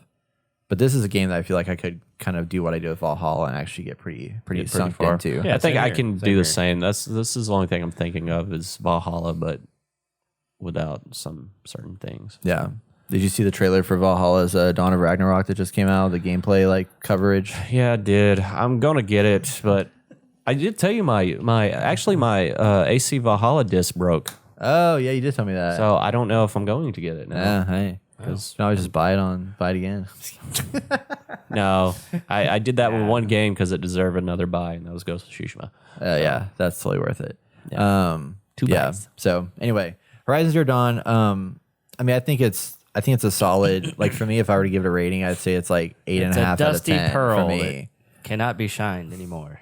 Yeah, I'd still give it 8.5 out of 10. That I would be my never heard rating. that say. Yeah, I just made it up right now. Okay, it's a dusty. Okay, what the fuck? It's like grandma's pearls you find in the back, and they're all dusty and they smell, and you're just like, they're beautiful, but I don't want to touch them. Yeah. I don't want to touch them. If you could rate this game, Austin, what would you give it on a scale of 10? I have to get back to you. Okay. I need to think about that. Think about that. I think it's a 7.5. Really? Yeah. Yeah. I think It's it's the same 8.5. shit. That's where I'm Somewhere going to from put it. 7.5 to 8, but definitely not an 8. Yeah, definitely not an 8. Really? Maybe it's like a, what'd you say? So definitely not an 8. You What'd said you say? 7.5. 7.5. Maybe like a 7.8. I don't know. I really need to think about it. You could be right. What's a game that you played that's higher than Don't that ask this me year? that's better. Like, None. why would you rate? Is there a game That's better than this? like any game? It doesn't have to be the same style of game. Just any This year? game. Yeah, this year. Oh, yeah. This is my favorite game so far this year. So far Yeah. this year. Yeah, Okay. for sure. I mean, So like, ratings on all the games this year, probably an 8. yeah. I mean, like, Nothing better right now. I'm having a blast with Dying Light 2, just like with us playing and stuff like that. And Are we like, going now into that that we've now? got, I'm just gonna talk for like a Okay. few minutes on it. Like now that we've opened up into the big city and like It's way have better. explored that. It's Oh, yeah. way better. It's huge. It's tall. Like climate, like getting to the top of like these big ass towers and shit Still like glitchy that as is nuts. But the story is still really, really bad. Shit. But I enjoy like the. I just skip all story now. Skip. Yeah, I same. mean, All right. I really go to like mission. the premise, like the foundation is interesting to me, and Oh, like yeah. some of the character the story arcs are interesting. Just the dialogue is terrible, Yeah. and that sucks. I just don't. I don't. Yeah, it's so cringy. Yeah, it's super cringy. Is pointless dialogue. It doesn't even seem like the voice actors are putting in 100% effort into it. Only one that is the Rosario main Dawson? character and her. Yeah. I can. I don't think they did justice for her. No, they did not.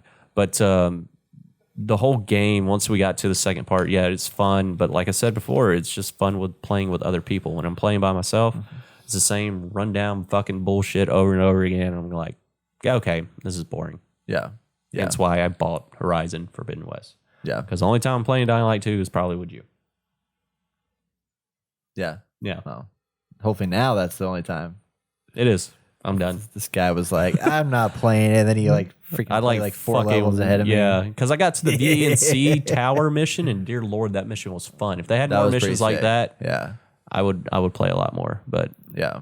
It is nice having all the like the abilities that you have to like traverse the world and stuff like that. Yeah. And navigate things. Like I get lost just like finding cool shit and well, same old shit that I have already, but all the inhibitors and shit like that. But now that we have grappling hook and we have the paraglider and I don't have that yet. grappling hooks. you don't have it yet? badass. Oh, dude, we're ahead of you now. Yeah. Shit. If you use the grappling Just hook wait on till you like get an the grappling enemy hook. and you upgrade it with a foot stomp, you basically like doing fatalities left and right. I just grab people, throw them to me, and I just stomp on their head, blow up their head. Brett was trying to do some fucking move. He was like, I'm going to jump on top of him. I fucking snatched it away from him. I was like, I was no. so pissed. I was like, Yeah, son it of a was. bitch. And here we are just trying to like fight zombies at each other, just trying to like, no, it's my zombie. It's my zombie. You need to have the grappling hook. Yeah, I was like, yeah. That's Poor awesome. zombies. Man, I love still kicking them off the ledge. Especially now that he has so much more the drop height. kick Yeah, thing. just like drop kick and they just go flying. I'm ready to get the one where you grab their body and jump off the edge. Oh, you yeah. can do that, and you can jump off a building and just land safely. Yeah. You gonna jump back in with us? I mean, I will for sure. Okay. For sure. Well, because I finally got to the point in Horizon where it's just like, okay, this game's like not getting any better, or like the story not hooking you or yeah, it's addicting not you? hooking me. Yeah. It's not grappling I finally hooking you. got to a point where it's like something interesting had happened and like kind of flips everything, but it's like, okay, cool. Like I have a I feeling like this, but that's what's gonna happen with me in this game. I'm not gonna get that hook where I have to play it every single day. yeah. And that's what worries me. Because right now I want to play it. I'm ready to play it, but I feel like it's gonna get old. I will say that Not hook me. the climbing in this game in Horizon is the jumping is broken. Like, have you guys ever like attempted to like make a jump from like a ledge And to a it's like- ledge, and it feels like your character is supposed to like actually like leap, and she just kind of does like a half leap. Yeah. Because And you're she supposed to can't run really- and jump. Well, I know, but even even when still, you if you do do that, it's that, kinda like- it seems like she doesn't have as much like force to her Force. jump as like every Yeah. other jumping game does. Like, I can't tell you how many times I've like missed grabbing onto something because her jump doesn't. She goes up jump super enough. high. I can't But tell there's you how no many times force. I didn't run and jump, and I just went. Yeah, I was like, "Fuck!" So I have to go back, and then you run and jump, and everything's better. yeah. Even if I do that, it still doesn't work. It still I doesn't feel jump like as then well you as it just should. suck at the game. No, the game sucks. Hit at X sucking. when you're at the ledge. Try Yeah. R1. Not before. Yeah, right. Yeah, You're jumping I too did. soon. No, no. I'm doing it It's right. like 5 feet away. He's like, "Huh." He No. he jumps me. and then he runs off. Trust me. He just jumps up there It's and the runs. game. It's not me. I never had that problem with Ghost of Tsushima. It was totally fine. It worked No, great. I kind of agree with you. I feel like I don't know. I'm just so used to other games like Assassin's Creed and all that. I feel like I get a further Yeah. jump, Yeah. and we could be playing too much Dying Light. So I think it's just you the, could the jump jump is that the way. jump is so mechanical in this game. It doesn't feel as organic. So Yes. it's like if you don't have that, like you actually have to measure the jump distance to like get your character to jump there, and it doesn't have enough give as to like, okay, if you're this far, like, you know, a quarter of an inch away from grabbing it, Yeah. your character should just reach out and grab it, but in the instead, huh? So we're in the weeds. Yeah. I'm telling you, man. It's that's what took important. Brett so long. He's doing math It's equations to important. jump across a fucking I gap. am. Guys, I am. Taking into the future, we're complaining about these games we're talking about, but I can't wait till I get what you call it, Elden Ring. I'm like, this is a 10 out of 10. 10 out of 10. That's what What have everybody's we saying. been doing our whole lives? You guys need to get this game. No, I don't wanna. I'm real anxious to find out what you think about Austin because Me too. somebody made a good point about how, like, you know, we're seeing 10s out of 10s on every single game outlet, but then every single game outlet has their like from software guy that probably reviewed that game. So it's like, I gotta review it. so the 10 out of 10 is probably coming from the person that's gonna just naturally give it 10 out of 10 because they 10. love it so much. So I'm really curious to see like what people that aren't that way. Or from software is like 10 out of 10. 10 out of 10. Yeah, There's some more money. right. All those pre-order monies that they Yeah. got. I was watching a friend of the podcast, Joe. He's got a channel called Nerd Sloth. Should go check out nerdsloth.com. They do some cool stuff, and I was watching him stream it on Friday when the game came out. Oh, nice. And it was really funny because like he's walking around, he hadn't found clothes yet. Like he's been playing this game for like 3 or 4 hours, and he has yet to Oh, I find thought you like meant real actual life. out. Yeah, oh, no, he hadn't found clothes in the Alright. game, so he's just running around in underwear because there's no the wayfinding. It doesn't exist in this game. You just have to discover stuff, right? Waypoints? Yes, that too. The waypoints and the Come back wayfinding. around. Didn't need a waypoint for that. Yeah. So the wayfinding doesn't exist in this game. You just have to like you go out and discover stuff. And they have like a Valheim system where you can like drop markers on the map, but there's no actual markers that exist on the map anywhere in the game. So you just discover what you discover. So he was in this like dungeon fighting a boss, and he's this dude with the underwear and his like sword, and this boss is like some like weird cat sphinx thing that like has like it's like a statue head that has this big ass sword that it just like it levitates up in the air and then it just like slams down on top of you, and the sword just like pulls back and does this, like oh, I'm gonna kill you. You gotta watch the video version of this to see what I'm talking about. Yeah, it's just like a weird smack thing, and then at a certain point, it'll like at a certain point, it'll like spin around real fast to like just like stab you, and then it'll breathe fire out at you. It does all this weird shit, but it's so mechanical in the way that it moves. Yeah. But it was funny as shit because like watching this like dude, like this naked man in his underwear, whitey tighties, running around just like duh, duh.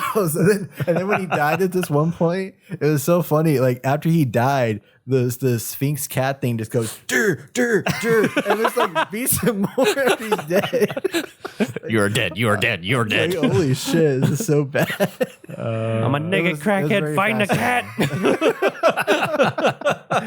Oh god, it's And good. I lost. Yeah. So anyway, I have no waypoints. He wakes up in the back alley. There's this cat just like, He's just foaming at the mouth. Oh my god. The cat's just saying no. having a seizure. See Travis walk by. God damn homeless people. I need a rescue. I need a rescue. CPR in progress. That's good shit. All right. No, kitty, stop. Get out of here. He's kid. down. Get out of here. Cat Anyway. kills. Cat kills. Okay, everybody, that's going to wrap it up for the games we played this week. Don't forget to check us out on Twitch each and every Wednesday at 7 p.m. Central Time. You can join in on the fun at twitch.tv/JuniorGamercast. And be sure to follow us to get a notification when we go live. Stay tuned. Be right back for our video game news. Woo. It is time for our video game news where we share the best headlines from the week in the gaming industry. If you want to find something for us to talk about this week, you can go and give us a message. Okay? Yeah, I'm fine. Seizure? Hey, I'm trying to get through the thing. Y'all messing up my vibe. Y'all killing my vibe over here, okay? Anyway, if you guys have something you want to talk about on the podcast, you can send a message to hello@DNRgamer.net, and we may discuss it on the next episode. So please send us messages, and we will talk about them and share them with the world of y'all. Mostly y'all. Fresh off the presses today, we have some exciting news. It is a Sunday as we're recording this, and this morning I woke up to a text message From me. No. Oh. From a friend of the podcast, actually, David Bond, cool dude. Shout out to David, who said that there's a new Pokemon game that was announced. So I was like, what the heck? What? Already? Yeah. New already? Yes. It was apparently the Pokemon 20th anniversary, like Pokemon Presents celebration. Not 20th anniversary, just Pokemon Presents thing. More And Pokemon games. They did a direct, and they announced a new Pokemon game. Pokemon Scarlet and Violet is announced, and I had no idea this was coming. I don't We think just anyone had Pokemon did. Arceus like what, a month ago? Less than a month Less ago. than a month ago, right? Yeah, I think so. And All the Pokemon weebs are like, Pokemon, I like it. I do Pokemon game. Is that how they go? what was That's that? how they Can, go. can you do that again? What Those was are that? weebs. Those are weebs. What kind of Pokemon is that? Oh my Pokemon. God. Oh shit! So Pokemon Scarlet and Violet is a new Pokemon, and so there was some conversation about, is Pokemon Legends Arceus like The new- offshoot, the new like way of Pokemon? Yeah. Or are we gonna keep having like the traditional Pokemon where it's much more linear, and then there's like you go and you fight the gyms and this, that, whatever? Weren't really sure. Well, this kind of confirms that it seems like Arceus it? is like kind of an Offshoot. maybe. But I don't know, because we It don't doesn't know if this confirm is open anything. world yet. It confirms When everything. Pokemon Arceus 2 comes out or doesn't come out, then we'll know. I guess. Like, But they're still making a give it- mainline Pokemon. Oh, yeah, for Basically, sure. yeah. So basically, we're going to have two mainline Pokemons. You got open world Pokemon. We're turning to Call of Duty here. This is Call of Duty for Pokemon. Call it. We're going Fuck to have that. the mainline Pokemon games, and we're going to have the open world Pokemon games. Well, so I'm Probably. curious though, because I think are they? it's- Do you think they're gonna, Yeah. having brought out Arceus, are they gonna make this one just the same as the Sword and Shield with like the Yes. open areas Yes. and then have the linear Yes. path? I think Because so. it looks like it's more open now. Well, yeah, but than it's still going to be before. a linear path, though. I mean, the other Pokemon games, they kind of had a open area, but it was still linear to a point. Yeah. So I have a feeling that's what this is kind of going to be like. Is it's still going to keep that traditional thing I don't know, without it all seems like the a lot RPG of open elements. This to looks it. like a lot of open world to me. I'm just saying. It's the I same way with guess. the other one. No, the other one was like you got a little narrow pathway you're Sword and walking shield? down. Yeah. No. Yeah, you had that one open area, and the rest of it was Yes. just like you walk down a path. We don't know. This could be the one open Look, area. a path. All right, well, that's a path. There's still gonna be paths, but you know, You're gonna have a linear path that you can kind of go off the beaten path. Yeah, a I little don't bit. think Yeah. I don't think it's going to be like that open like Yeah. the that's new fair. one. Yeah, I mean, you're probably right, but it sucks though because I'm like, why? are. Yeah, well, maybe we'll see. This is But- keeping the traditional fans happy Yes. because they fucking probably knew that other one was just going to be a spinoff for people that want to have more than just the traditional Pokemon. I hope there's more than one open area though. That's my hope. I do think visually, it still looks like a bunch of shitty graphics. That's like from 2 generations ago. That's like saying, I don't want to offend you, but yeah, but you look like it shit. does seem like a cool area that's got this like whole like Mediterranean vibe thing going on. Yeah. And there's some interesting architecture and stuff like that. It looks interesting. Yeah. But I'm at the don't point know. right now where it's like, do we need to keep having more Pokemon games come out, or should we Yes. just like let Pokemon die? if you make They're money, never gonna- yeah. can't let it die. Can't let her die. They're not going to let her die. I know, like but he said, it there's doesn't a matter bunch about of, that. But what I'm weebs. saying is, from our perspective, as the inner gamer, It is dead to me. okay, Yeah, I'm not buying yeah, it. Yeah, we're like, Yeah, this This should just Arceus go was the away. last If they- one, and I'm done. If they re-release Pokemon Silver, I will buy that one. they did, They did yeah. on Nintendo Switch. Yeah, Pokemon Brilliant Silver and Shining Diamond or Shining. Brilliant Silver. I think Something that's like- a different one. Yeah. It's yeah. Look up Pokemon Silver Remaster. Because I highly enjoyed that game. It was very simple, nothing too crazy. The Pokemon weren't too out there. I really enjoyed I don't know if it's that one. out yet, but Coming alongside Diamond and Pearl announcements. oh, it was Diamond and Pearl that they did. That was Shining Brilliant Pearl and Shining Diamond or some bullshit. Let me tell you what we really need. Yeah. What we need? Tim 2. What about that other one, the Korean one? Duvoko. Oh see, yeah, I'll that play one it. looks cool. I'm gonna play it. I'm down with that one. Yeah, I'm gonna It play is that one. creepy as shit. It's creepy as shit, but I'm going to play it. Because those kids, creepy I as actually shit. didn't like Temtem as much as I thought I would. Like Yeah. in hindsight, I don't know If it was I'm on a the Switch, fan. I would have really liked it Yeah, more. yeah, Because I could maybe. play it anywhere. I don't want to sit on my computer to play that game. Well, as soon as That it's was on the like the Steam biggest- Deck, so Yeah, you get a Steam Deck. yeah, right. Get the Steam Deck too. you know everything. Yeah, There I you go. will. Yeah, pick that shit up, Why'd I get this laptop? right? Yeah. Bitch. So it's yeah. I mean, it's a new Pokemon. It's coming Yeah. out, and I was big surprise I had was it's coming out later this year. I was like, how are they bringing out Arceus? I mean, a big Pokemon Arceus, and then this one in the same year. That's crazy to me. And bringing out another DLC update that they announced during this Nintendo Direct. It's like adding a different like area to Arceus that you Oh, can wow. explore. So it's a new destination you can go to. It's going to be delayed because of Ukraine and Russia. So, sorry. Yeah, we'll get to that later. I know. Just want to let you know. Spoiler alert. And be like, dang it. Ukraine and Russia, we can't. Yeah, we this can't. year. Putin's Yeah. favorite game is Pokemon, so they're gonna stop it. Yeah. We can't have him play our game. I Oh my don't know why they goodness. sound like that. I don't I know have no either. idea either. Hey, what kind of Pokemon do you think Putin would pick? I think Onyx. Smaug. Smog? Smog. Or Muck. Muck? Oh, yeah, okay. Muck. No, he'd probably get like a. I think a bird of some sort. Let's see. We're looking this up, y'all. What about Biden? What kind of Snorlax. Wait, here's a better one. What about Trump? Oh gosh, I don't even know. Hold on. Mr. Mine? Could be a good one actually. Let's see. Oh, man. I wonder if you just Google Putin's Pokemon. No, it's Mew. It's Mewtwo. Mewtwo? Yeah, why not? Oh, yeah, I guess evil. so, because it's yeah, I can see that. Okay, we gotta find Trump's Pokemon. What are Trump's you? Pokemon? Oh, I am a man. I don't know. I would like to say Hitmonlee because that Oh, was that's like really- that was like Yeah. my favorite Pokemon, like growing up. Yeah. And then, yeah, that's it. Oh man, now we're just getting way off. Yeah. topic. We're I'm just sorry. fucking I shit shouldn't. up. I shouldn't have said that. You have done it now. Oh man, yeah, Mr. Mine. I think Trump would be. Yeah, Mr. he's Mime. got the cheeks. Yeah, he got the cheeks. Yeah. No, I don't know. Well, Anyway, maybe our fans would know. You guys come up with suggestions Y'all of didn't want to ask me Putin's and what my Trumps. Pokemon would be? What- God what- dang I didn't it. ask Brett's Pokemon. yeah, what's your Pokemon? What's your Pokemon? Austin, who are you? Charizard. That's who you are. If you were like if you were a Pokemon, I was a yeah, Pokemon? if you were a Pokemon, what Pokemon most reflects you? You. Cubone?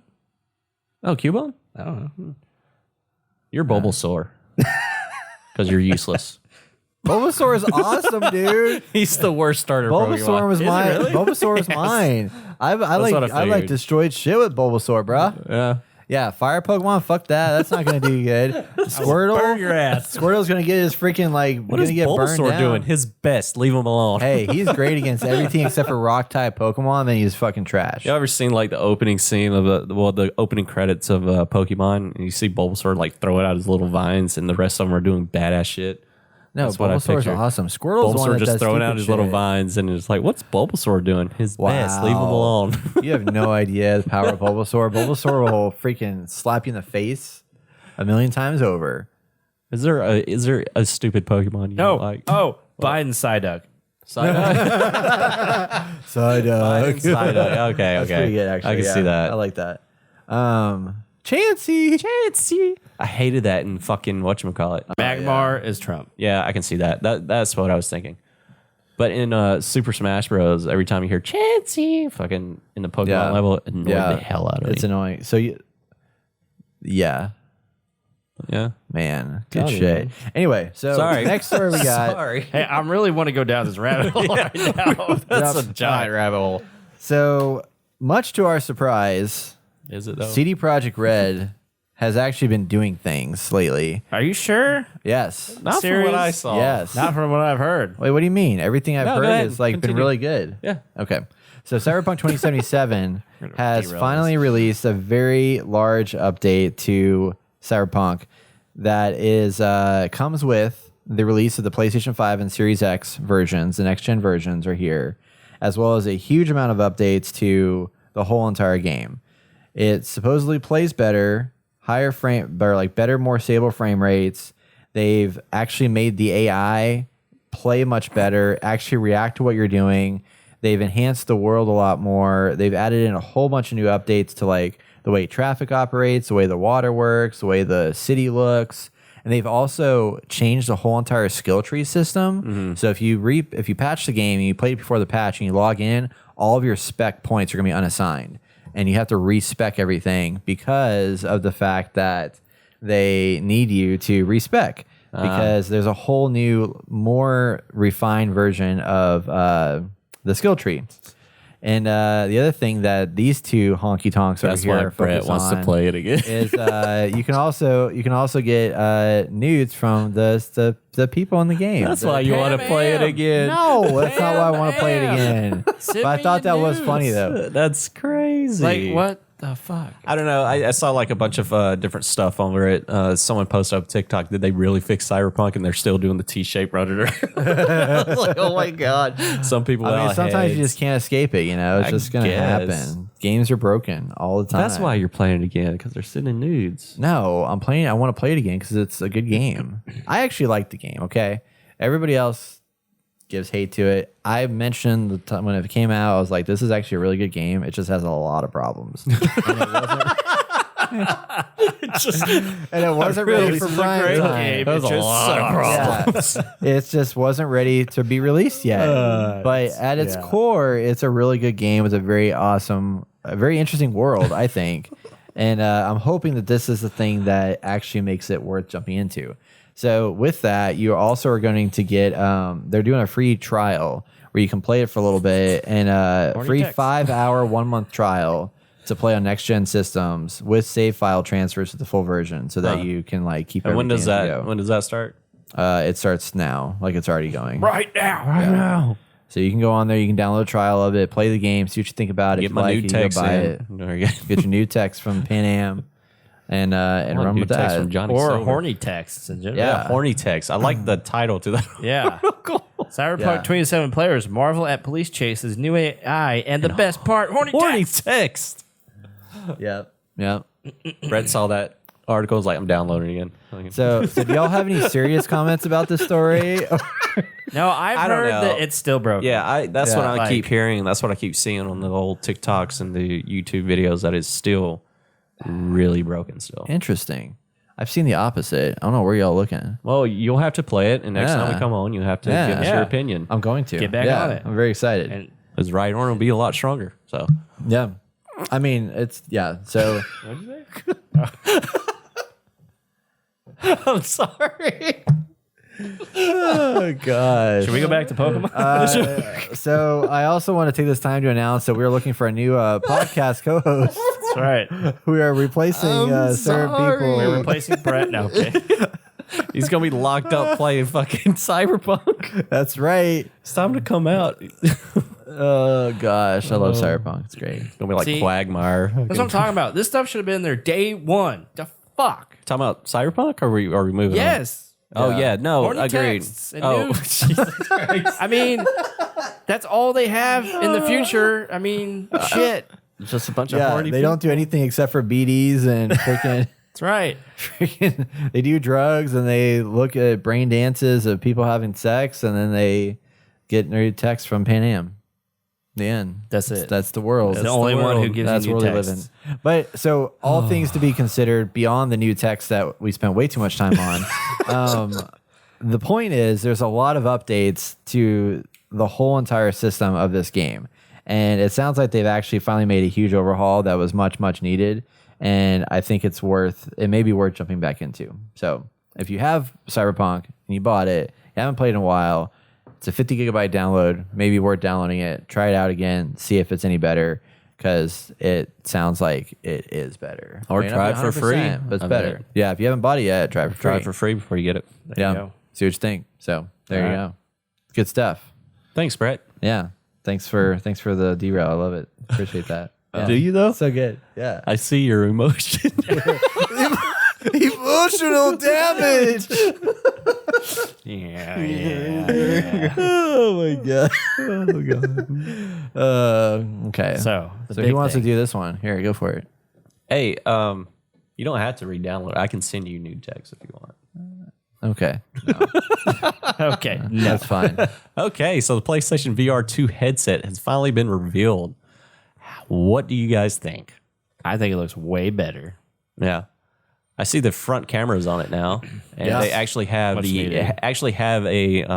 or the controllers that are not the motion stick weird things. The move The move, bullshit. yeah. Ooh, nice. Oh, there you go. That's a good picture. Ooh. Yeah, it's definitely. Looks comfy. What I like about it, what I also liked about the first PlayStation VR was that it was the most comfortable headset until the Quest came out. Yes, true. Like I really, really liked the feel of the headset. It didn't like overly weigh down my head or anything like that. It's And just bulky and annoying. With I like the cables. fact that they kept the back end where you can adjust the headband. Yeah. Because that was an amazing feature for the PlayStation VR, the first one, where you just adjusted it in the back. I Yeah. really enjoyed that. So, but I am still not a fan of the cord. No, yeah, definitely not. I mean, I feel why like does it it's have a to be recipe placed for there? disaster. It's placed like on the left, like near your ear. Like that's where your ear's going to be. I think it should be placed. Can they not place it in the front, in the very front of you? Well, no, I guess you'll hit it. Yeah. Yeah. It needs to be. Oh fuck. That's the, Kinda see, like that's in the your mouth. problem. That's the problem It with needs the to be cord. in the back, poking up like an antenna that comes over. It's like it gives you a little distance. What it's do you a think little if they out had of a skull cap of some sort and it goes down your head? Maybe. Yeah, I think you should. I think you need to cut your hair so that it fits. Like, just like cut a little slice down the middle of your head. Just let it like rest inside the top of Oh your my head. god. Not in your head, but like the hair, like a hairline. you Yeah. know? Instead of Yeah. having a mohawk, you have like an indentation of a cord. Yeah, like a tri-hawk or something. Like a slice. Moses split my hair hair. side, yeah, a little line in the middle. Is that? Mohawk negative. And then also they're on the side right there where they have a rubber flap to cover up your eyes a little bit. That's pretty cool. I like it. I like it. Oh, wait, which one? Say it. So Go back. It looks like it extends forward and out too. Oh, okay. Yeah, that's kind of interesting. So there is actually, so I was reading in the article here about some of the design decisions they made. One of the things that I really appreciate, people like me that have glasses, Yeah. they invented a like airflow system at the top of it that allows, like, it doesn't like close off entirely, but there's a little bit of like an opening at the top that allows air to like come out, so like when you get in there and it like gets hot or whatever, it doesn't steam up your glasses. Oh, It'll that's actually nice. like release the air through the top. Because I have that problem on my Quest all the time, where it's like if it's like it just traps air in there and stuff like that. And sometimes your nose, like my nose is big, so if my nose gets up inside there and I breathe out or whatever, it might like start fogging up inside. Your nose isn't big. I know it's huge. It's not. not. It's, I know. God, I wasn't gonna say I know. I'm just kidding. No, so Yeah. are you fogging up like the screens too, Yep. Yep. and your glasses? Yep. Damn. All the above. Now I don't even wear my glasses, so when I wear that, because they don't the fit focus. as well as I like them to, because my glasses are thicker. They don't fit as well inside of the Quest, so I opt to just like take them off. And it's a little blurry inside, but it's not that noticeable. Gotcha. So it works fine. I like the controllers. Yeah, I like the controllers a lot too. I mean, they look just like, they look very similar to like the Quest controllers, but I think I like the full Hoop around you. The wrap around is like around, like with the Oculus controllers, they're like towards the front. Yeah. So they don't like wrap around your whole hand. These seem like you actually put your hand into it. and it wraps around your wrist. Yeah, which is nice. And you could tie it down and it goes. Yeah. Doesn't do that, but And I love that it matches the PlayStation like 5 aesthetic, like Yeah. with the white and black stuff going on and everything. I mean, which the other one did too, so they clearly inherited from that. But Are you going to get this? I think so, just to I'm not. test it out and tax deduction. so is the way it grips your head the same way? Huh? Yeah. Is the way it grips your head the same? Okay. Yeah. I like how that is. Yeah. It's like not a strap, but it looks like it's going to fit your head. That was always perfectly. a perfect feature for this thing. I always liked the adjustment. And then I noticed they have a little knob, a wheel knob above to your left eye up top, that thing. Yeah. I'm curious if that is for sound or is it for to adjust the width of the lenses to come back good and question. Probably. Let's see Yeah. if they have something else. Yeah, there's no little knob on the Is other that the side. power button right there? Probably. I Yeah. don't know if those are more buttons on the side or not because you were able to adjust it, but I think you had to reach in there to adjust it back and forth the width of the lenses. So I'm not 100% sure. But yeah, it looks slick. My Just don't like the cable. My biggest concern with this right now, and this is the problem we have with a lot of them, except for like the Oculus, is that I just don't know there's no big name games that are coming to this thing that's like, hey, here's know. we have the Horizon game. Horizon game. But that's about it. Yeah. And it's like, I feel like we really, the way that they're like marketing this right now, it's like they started with the specs and they went to let's show you the controller, but not the headset. Now let's show you the headset.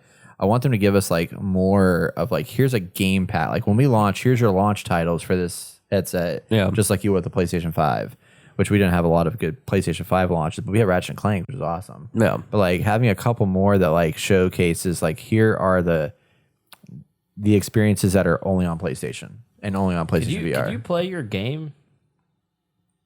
Could you play a game? Like, could you play the PlayStation like a normal game in the VR headset, like a Yes. screen? It'll be Yeah. yeah, you can play it because I was playing, I think, Red Dead Redemption in it while Sam was watching TV. She hated it. So I was just in this fucking world just playing. And she just keep hitting me, hey, and I'll look over and it's all dark and I looked up. You're like, "What's up?" what? Oh, because so it's like a screen. It's like a screen. It's not like you're in the game or anything. It's just like a screen. So if you look away, it's still black. I don't know how crazy that would be, or how jarring it would be if you were able to like just be in the world. Like your head is like the key point of the world. So if you got up and moved around, like you wouldn't be like you're actually moving around. But like Yeah. you could look around in Look the world around and in see a it. third person game and play it. Like that would be amazing. Yeah. I would assume that would work, but I'm surprised they haven't done assume something that'd like that be- before. But I mean, like, it's so not kind of novelty, not but for a VR game, but for like, for example, Ratchet if you and could play Clank. all first party titles, Yeah. PlayStation titles in VR, where you could like look around and stuff. Yeah.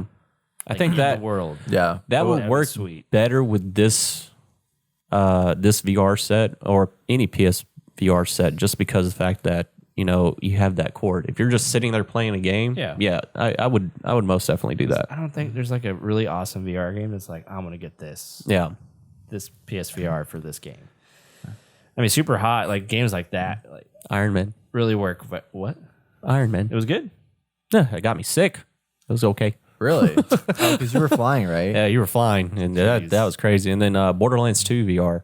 That really made me sick. I had to run around with it because the motion of running and you're not moving is kind of. I played Warhammer Vermintide VR. Yeah. Ugh. It was not good. Yeah. So the other day, I put my headset on for the first time in a little bit to try some VR games, and I played Star Wars: Tales from the Galaxy's Edge. Mm-hmm. And have y'all played that? No. Okay. No. It is Stupid. really, really good. What? Oh, okay. No, it was incredible. I was very impressed with it. Like I got in there and like it starts out like you're inside of a cargo ship type of Star Wars ship or whatever, and you have like a robot who's like up on the screen that's telling you like, hey, I need you to like, you're basically like a worker on the thing. And they tell you to like go around and like just investigate different parts of the ship, make sure like shit's ready for like the transport that's about to come to like deliver a transport. And you get this like little like tool that you can pull out and like plug into stuff that has different functions and stuff like that, which is really cool to see. But then you have like your Pip-Boy kind of thing on your arm that whenever like they're talking to you, like sometimes like a little hologram will pop out of your hand and you can like look at the hologram like on your arm, which is really neat. And you also use it to like turn on your map to find out where you're supposed to go. Yeah. And all this different stuff. But it was very immersive. I mean, it felt like kind of like Half-Life Alyx in a way, which had all that crazy cool immersion of just like touching and feeling things that was really engaging. And then there was a point where you're doing all this like just basic stuff moving around the world, and then you eventually have like the like stormtroopers like invade the place, and you pick up a pistol, and now you can like go around with a blaster and like fight these guys, and you're moving quickly, like peeking around corners and like shooting at the bad guys and whatnot. And then you have like here's a little thingy that pops up out of your arm. But in the VR world, like it's really, really cool to see that thing and like look up close at it on your arm as you're moving around this space. Yeah. And I was very, very impressed. It was a really good game. It was better than I thought it was going to be. Yeah, I want to play my Oculus more. It's just I need a dedicated space for it. I don't have enough room to be fucking running around from shit. So right. That's what my living room. I have my living room. You have put my thing out, and just like that's my space. Yeah, it's a big space. Yeah, and it's nice too because like the Quest remembers like your space that you set up. So, but yeah, this is one I would recommend. Tales from the Galaxy's Edge. Yeah, it was a good experience. Nice. So there you go. That is PSVR 2 coming out at some point. We still don't know when, but hopefully it's good. Skip this one maybe. I was just going to say, hey, by the way, PlayStation 5 screenshots and videos can now be auto-uploaded to the PlayStation app. Which I still got to figure that one out. Moving on. I like it. So it did work for me, but the videos haven't popped up on there yet. So I wonder if it's like a limit in how much like the videos can display. But that was beta. Now it's available. So like you can go on your PlayStation app and enable captures that transfer your phone and it lasts for 14 days. 14 days. That's what it was. And they obviously stay on your device forever, but they are on your phone for 14 days. Yep. So there's an article that came out from Jeff Grubb, who's this guy in the industry that apparently always gets weird. Somehow he gets answers to leaks and shit like that. I don't know how he gets it. But his leak says that pricing structure for Game Pass has been revealed in some form or fashion. And it's not exactly what we had hoped it would be. It is said to potentially have 3 tiers, which we had talked about, probably having 3 tiers. But the pricing is for tiers called Essential, Extra, and Premium. Ooh. And Essential is starting at $10 a month. And then it's $13 a month for Extra and $16 a month for Premium, which is kind of crazy. And what's included in it is he says that it could be more focused on game trials taking center stage than full games, as well as backwards compatibility with classic games. So what I gather from this article is that it seems that your $10 a month is basically like you can stream PlayStation Now games. For $13 a month, you can stream PlayStation Now games and also download them to your console. Okay. And then for $16 a month, you get access to the back catalog of like a whole bunch of other games.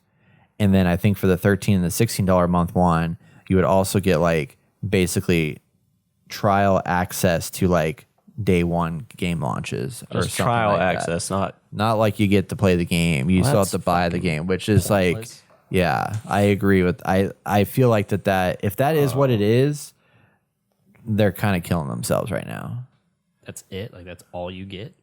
That's basically their fucking PlayStation Now. They can go fuck themselves. Yeah. So it's just an enhancement to PlayStation Now that's going to let you be able to like also download the games, which is cool. But like you mentioned that you've had the library. The library's not that great, right? No, it's not that great. There's old games in there, but they're so old and outdated. You're kind of like, no wonder.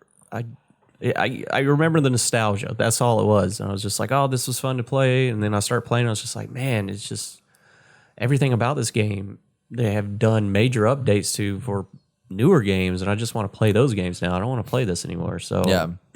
yeah, That's the thing. There's so many games coming out nowadays that like This is it's so on hard top. to go back. This is on top of what you're already paying for online services. See, I don't know about that. That's unclear right now, but I would be very surprised if they were like, you got to have PlayStation Plus and then an extra $10 a month. Yeah. I would imagine like $10 a month might be maybe $10 a month is like just PlayStation Now, and then the 13 and 16 would probably include PlayStation Plus as part of it, potentially, because that's kind of how like Game Pass Ultimate works. It's like if you have Game Pass Ultimate, you get access to it on PC and Xbox. Plus, you get Xbox Gold. no, I think it's ridiculous. Yeah, I agree. I think if this pricing is true, they need to restructure it a little bit. Yeah. Because if it's just like you get the streaming So- for $10 a month, I don't like that. If they added, you get day one launches, able to play for free. Mm-hmm. How much would you pay for that? As much as 15, Yeah, 15. but it would also have to have a nice back catalog too. Yeah.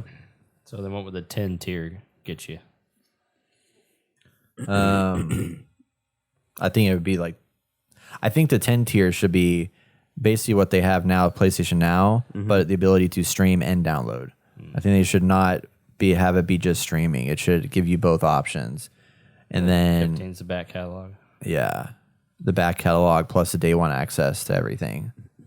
Or even, or the 13. Honestly, I'd rather it be a 13 or I'd rather it be 10, but Yeah. if I could like, if we fit into this structure, like I want it to be like, So 10 is you get those catalog of games, that small catalog of games. yeah. Then if you get everything else, day one access to all new games. But they would kind of need like every other month, like something nice coming out, or once every quarter. Like Right. they need some kind of game coming out where it's like actually worth it. I mean, I have noticed PlayStation Now articles popping up more often of like, hey, there's these games coming to PlayStation Now this month or whatever. Like that's been more frequent, but not near as frequent as like what Game Pass does. Yeah. So I don't know if, they must be trying to bolster it up, but I don't feel that there's any There's no need. huge ones that I'm like, oh yeah, this is great. Yeah. They got Vice City, that's cool. But that's old. Yep. Everything's older. It's old and dated, man. It's Yeah. mostly nostalgia shit. So you're kind of like, But yeah, they really need the day one stuff to like secure this and lock this in. Because if I can get my Horizon, my Gran Turismo, my Ghostwire Tokyo, all that stuff day one for $15 a month, I'd be like, I would sign pay me that. up. Yeah. Yeah. Oh yeah. Because we're getting a lot of good like PlayStation exclusive-y things this year. And then the back catalog of things would be nice. That I would probably never play. Yeah, exactly. Yeah, it's true. Yeah, because I still have a back catalog of stuff that I bought that I don't play. So it is what it is, you know? So there it is. There it is. And then also he mentioned here that it's coming out like very soon. Like we're talking like it could be not like it's releasing to the public, but it could be like opening up to like beta access or something like that as early as like the end of March. Wow. Yeah. Jesus. So we may have it coming pretty soon, which is in line with like what we heard last year of how this is going to work out. So I guess we'll just have to wait and see. wait and see. Hopefully they change something. Yeah. Not happy with it. Yeah. Last story we have. Bethesda is doing something good now that they've been bought by Microsoft. Surprising, however, that they've been bought by Microsoft and this is happening. But they are dropping their Bethesda launcher. So if you're a PC player, you will know how much of a frustration it is playing games where you play all your shit on Steam, but then you got Epic Games over here. It's like, hey, we just paid a bunch of money for this to be exclusive, so come play it and download it here. But then Bethesda's like, no, we got our own launcher, so come play Fallout 76 over here. And then EA's like, oh, we got Origin over here, so come play this shit over here. And then you also got you got Game Pass, and then you got freaking BattleNet over there with their bullshit with Activision Blizzard. There's just all these launchers everywhere. There's like more that I haven't even mentioned probably, but like there's Ubisoft, Uplay and shit. Uplay. They got their freaking launcher. So all these guys have launchers.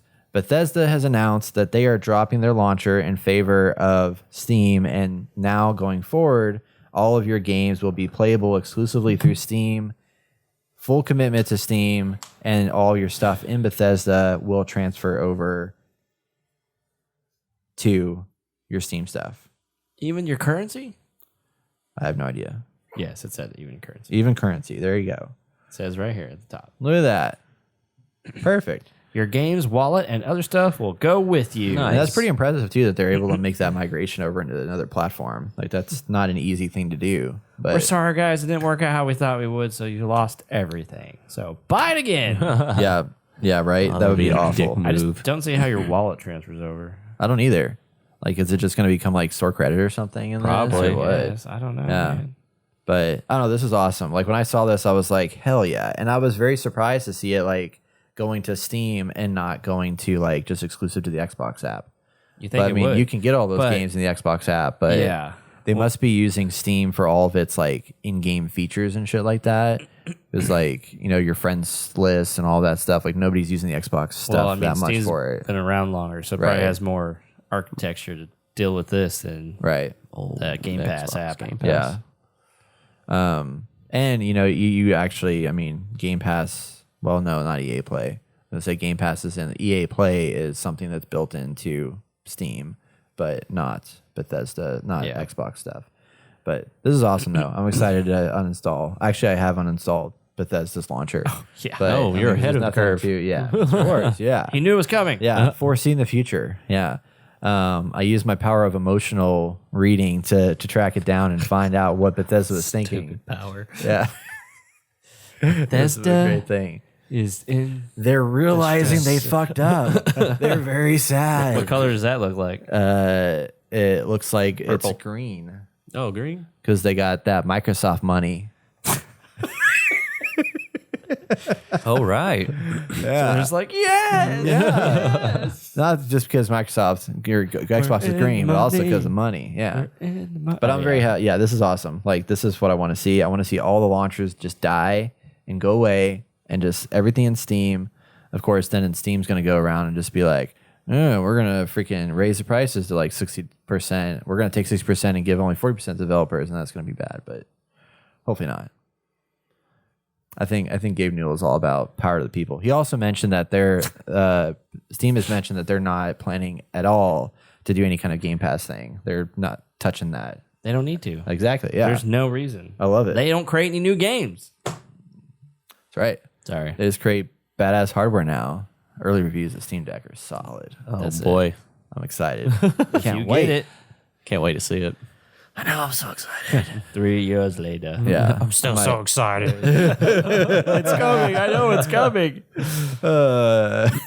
And then Steam's like, we're sorry. We're sorry. Here's the Steam Deck 2. It's coming out next year. Buy it now. Oh, wait. No, you can't.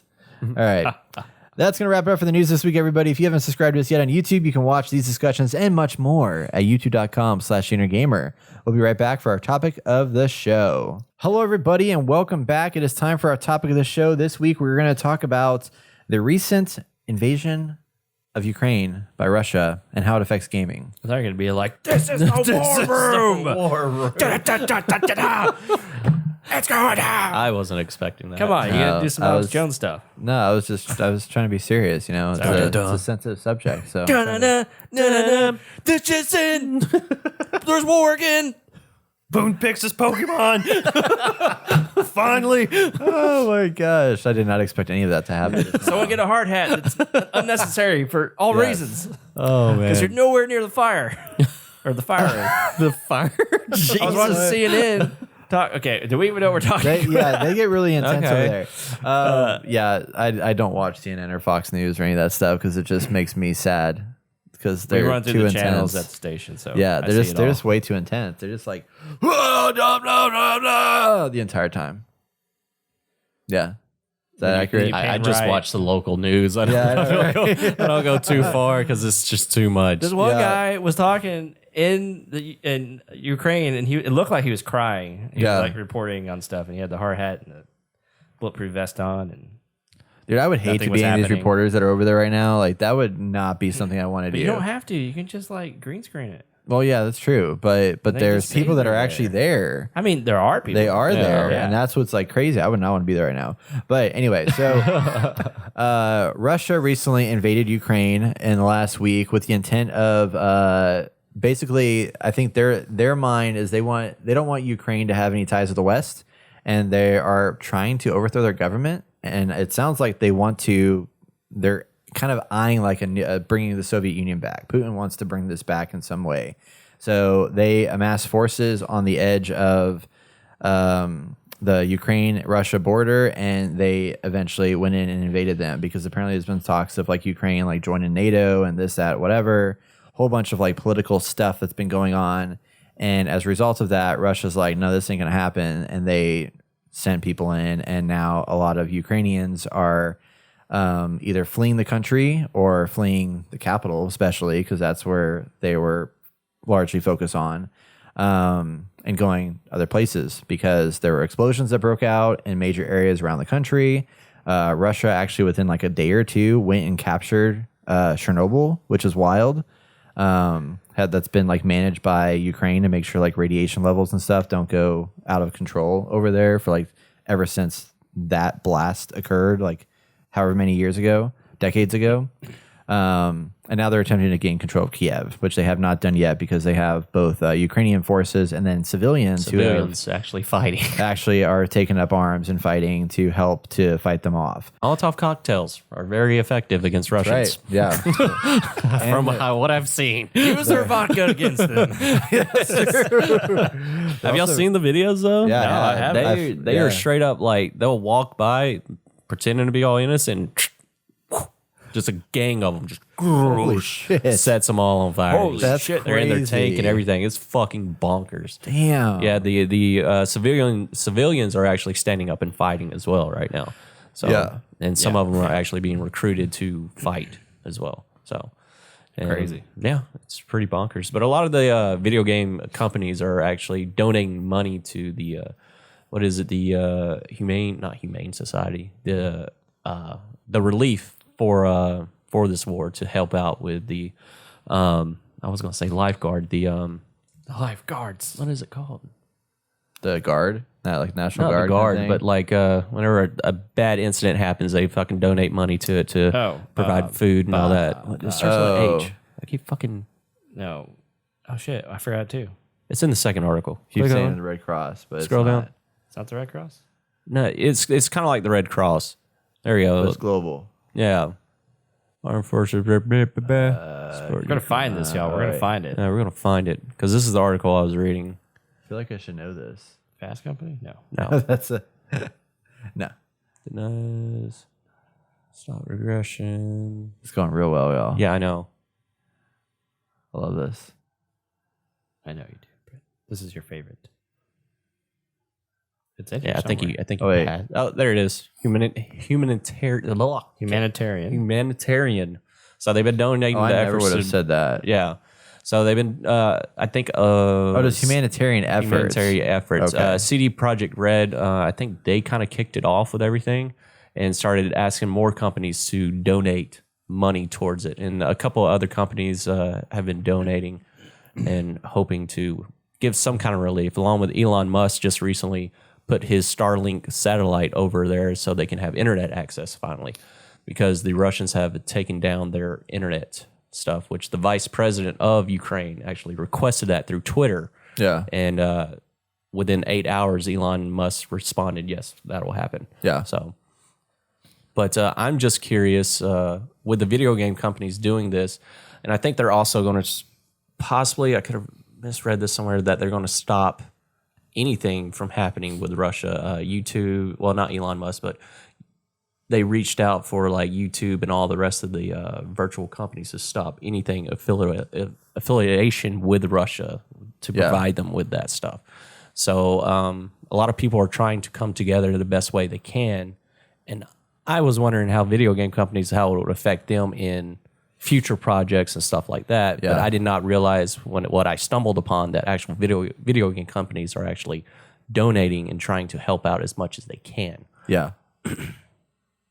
Which is great. Where's the money going? Or they're just trying to... What's the money for? I think just to provide trying to get 'em shelter, out? food, anything. I don't think they can get them out, no. Okay. But to provide any kind of, not weapons, but medical care, anything like that, to send to them for support, especially for the civilians. Yeah. It's interesting though, because there's so there are basically like 5 major game companies that I didn't realize were from. I knew a few of them were, but are from the Ukraine. That are going to be heavily affected by this, especially because several of them have games that are like in the works right now that are supposed to come out soon. So you have like Frogwares that made the Sinking City and Sherlock Holmes, which I'd never played either of those games, and I heard they're fine. But they have those 2. Sinking City was supposed to be pretty good. Yeah. Tall Boys made Pandemic Express and Where the Clouds End. Vostok Games is working on a AAA shooter. Don't know what that is, but it's in the process. And then the bigger ones that I think are GSC Game World, which is making Stalker and Stalker 2. They have, is Stalker 2 ever come out? Yeah. Did it come out? No, it's not. It's coming out. That's the one that's coming out. Yeah, it's coming out Isn't soon. that game Now it's based? going to be delayed. Based in Chernobyl. Chernobyl? Yeah. Yes. And then 4A Games actually is the creator of the Metro series. They used to be, That's what it was. they Metro. were headquartered in Kiev. And then they recently, like last year or 2 years ago, moved their headquarters to Malta, but they still have their satellite facility in Kiev. So that place is also, that company is very heavily going to be affected by this too, because they have people there. Yeah, it's really wild to see. Chicken horse? Huh? Oh, they're supporting. Sorry. Yeah, they're supporting the humanitarian efforts to aid. Humanitarian efforts. That's what. Yeah, I think I meant an organization. So I was like, what is an organization that starts with an H? No, I was thinking of like yeah. the Who and stuff like that. So, yeah. but yeah, I mean, it's pretty interesting to see these companies come together like that and just to help out how they can, the best way they can. Yeah. So, and then I'm curious about how it's going to affect like any kind of game, like any kind of war game now, since a lot of it's Russia versus USA. Is that going to change at all? Since this is becoming somewhat almost to a reality. Yeah. God, I What's hope not. happening? Even though Biden's like, oh, we got to send some cyber attacks to Russia. It's like, well, Is that how he said it? That's exactly how he said it. we're gonna. Oh wait, that's Obama. we're gonna. So Yeah. No, I'm just afraid that World War III. Yeah. Man, And then all games will be canceled. somebody published a thing on Instagram the other day. This like really pissed me off. Concrete Cowboy in Dallas, I believe is where it was throwing a party, and the party purpose was WW3, and they put that out there and like, come get drinks and party with us because it's World War III, and I'm like, oh, Now man, it's a man, marketing I feel like that's a thing? bad Like, time. yeah, it's a to say fucking something marketing like that. thing. That was God that's a dang little fucked Yeah, up. it's messed up. That's a little. Yeah. Ugh. But this is definitely something that, I mean, it's going to have a huge impact on the gaming industry, I feel like, because there are a lot of developers in Ukraine, whether they are Europe, like these actually. companies, just Europe in general, but like Ukraine specifically, like, I mean, I've hired developers in Ukraine before in the past. Like, I've worked with them for a few website projects because they have good talent out there.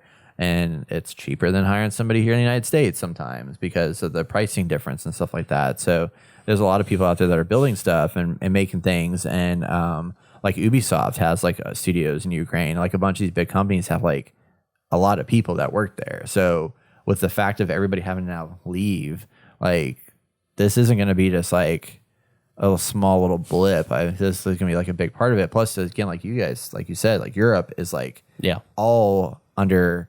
I mean, if Russia were to take over Ukraine, what's to stop them from keeping going? And like they have other areas that they want to capture. That's when it turns into World War III. Just because Ukraine's not part of NATO, and then Russia's clearly not part of it. So that's why we are still out of this war until it goes any further. Then yes, we will probably be involved. Yeah. But just because Ukraine hasn't decided to join NATO, that's their only saving grace right now. Yep. That's why we have not intervened yet. Yeah. Which I have a feeling that it's going to more likely lead to them to continue taking over, even though they're taking a good, strong stance right now. But Russia's pretty big. Yeah, this article on Windows Central says that there's over 400 companies represented in Ukraine. That's a lot. How many? 400. 400. God dang. Yeah. So it's so wild because like here we are, there's a light at the end of the tunnel with this COVID stuff, and then now this is happening. It's like we can't win right now. I know. If it wasn't COVID, we're just getting out of that, and now boom. Now this. Yeah. So it's it'll be weird to see like in the next because we're still seeing the effects of COVID and the pandemic and what that put on game development, and now it's going to push even further of like where.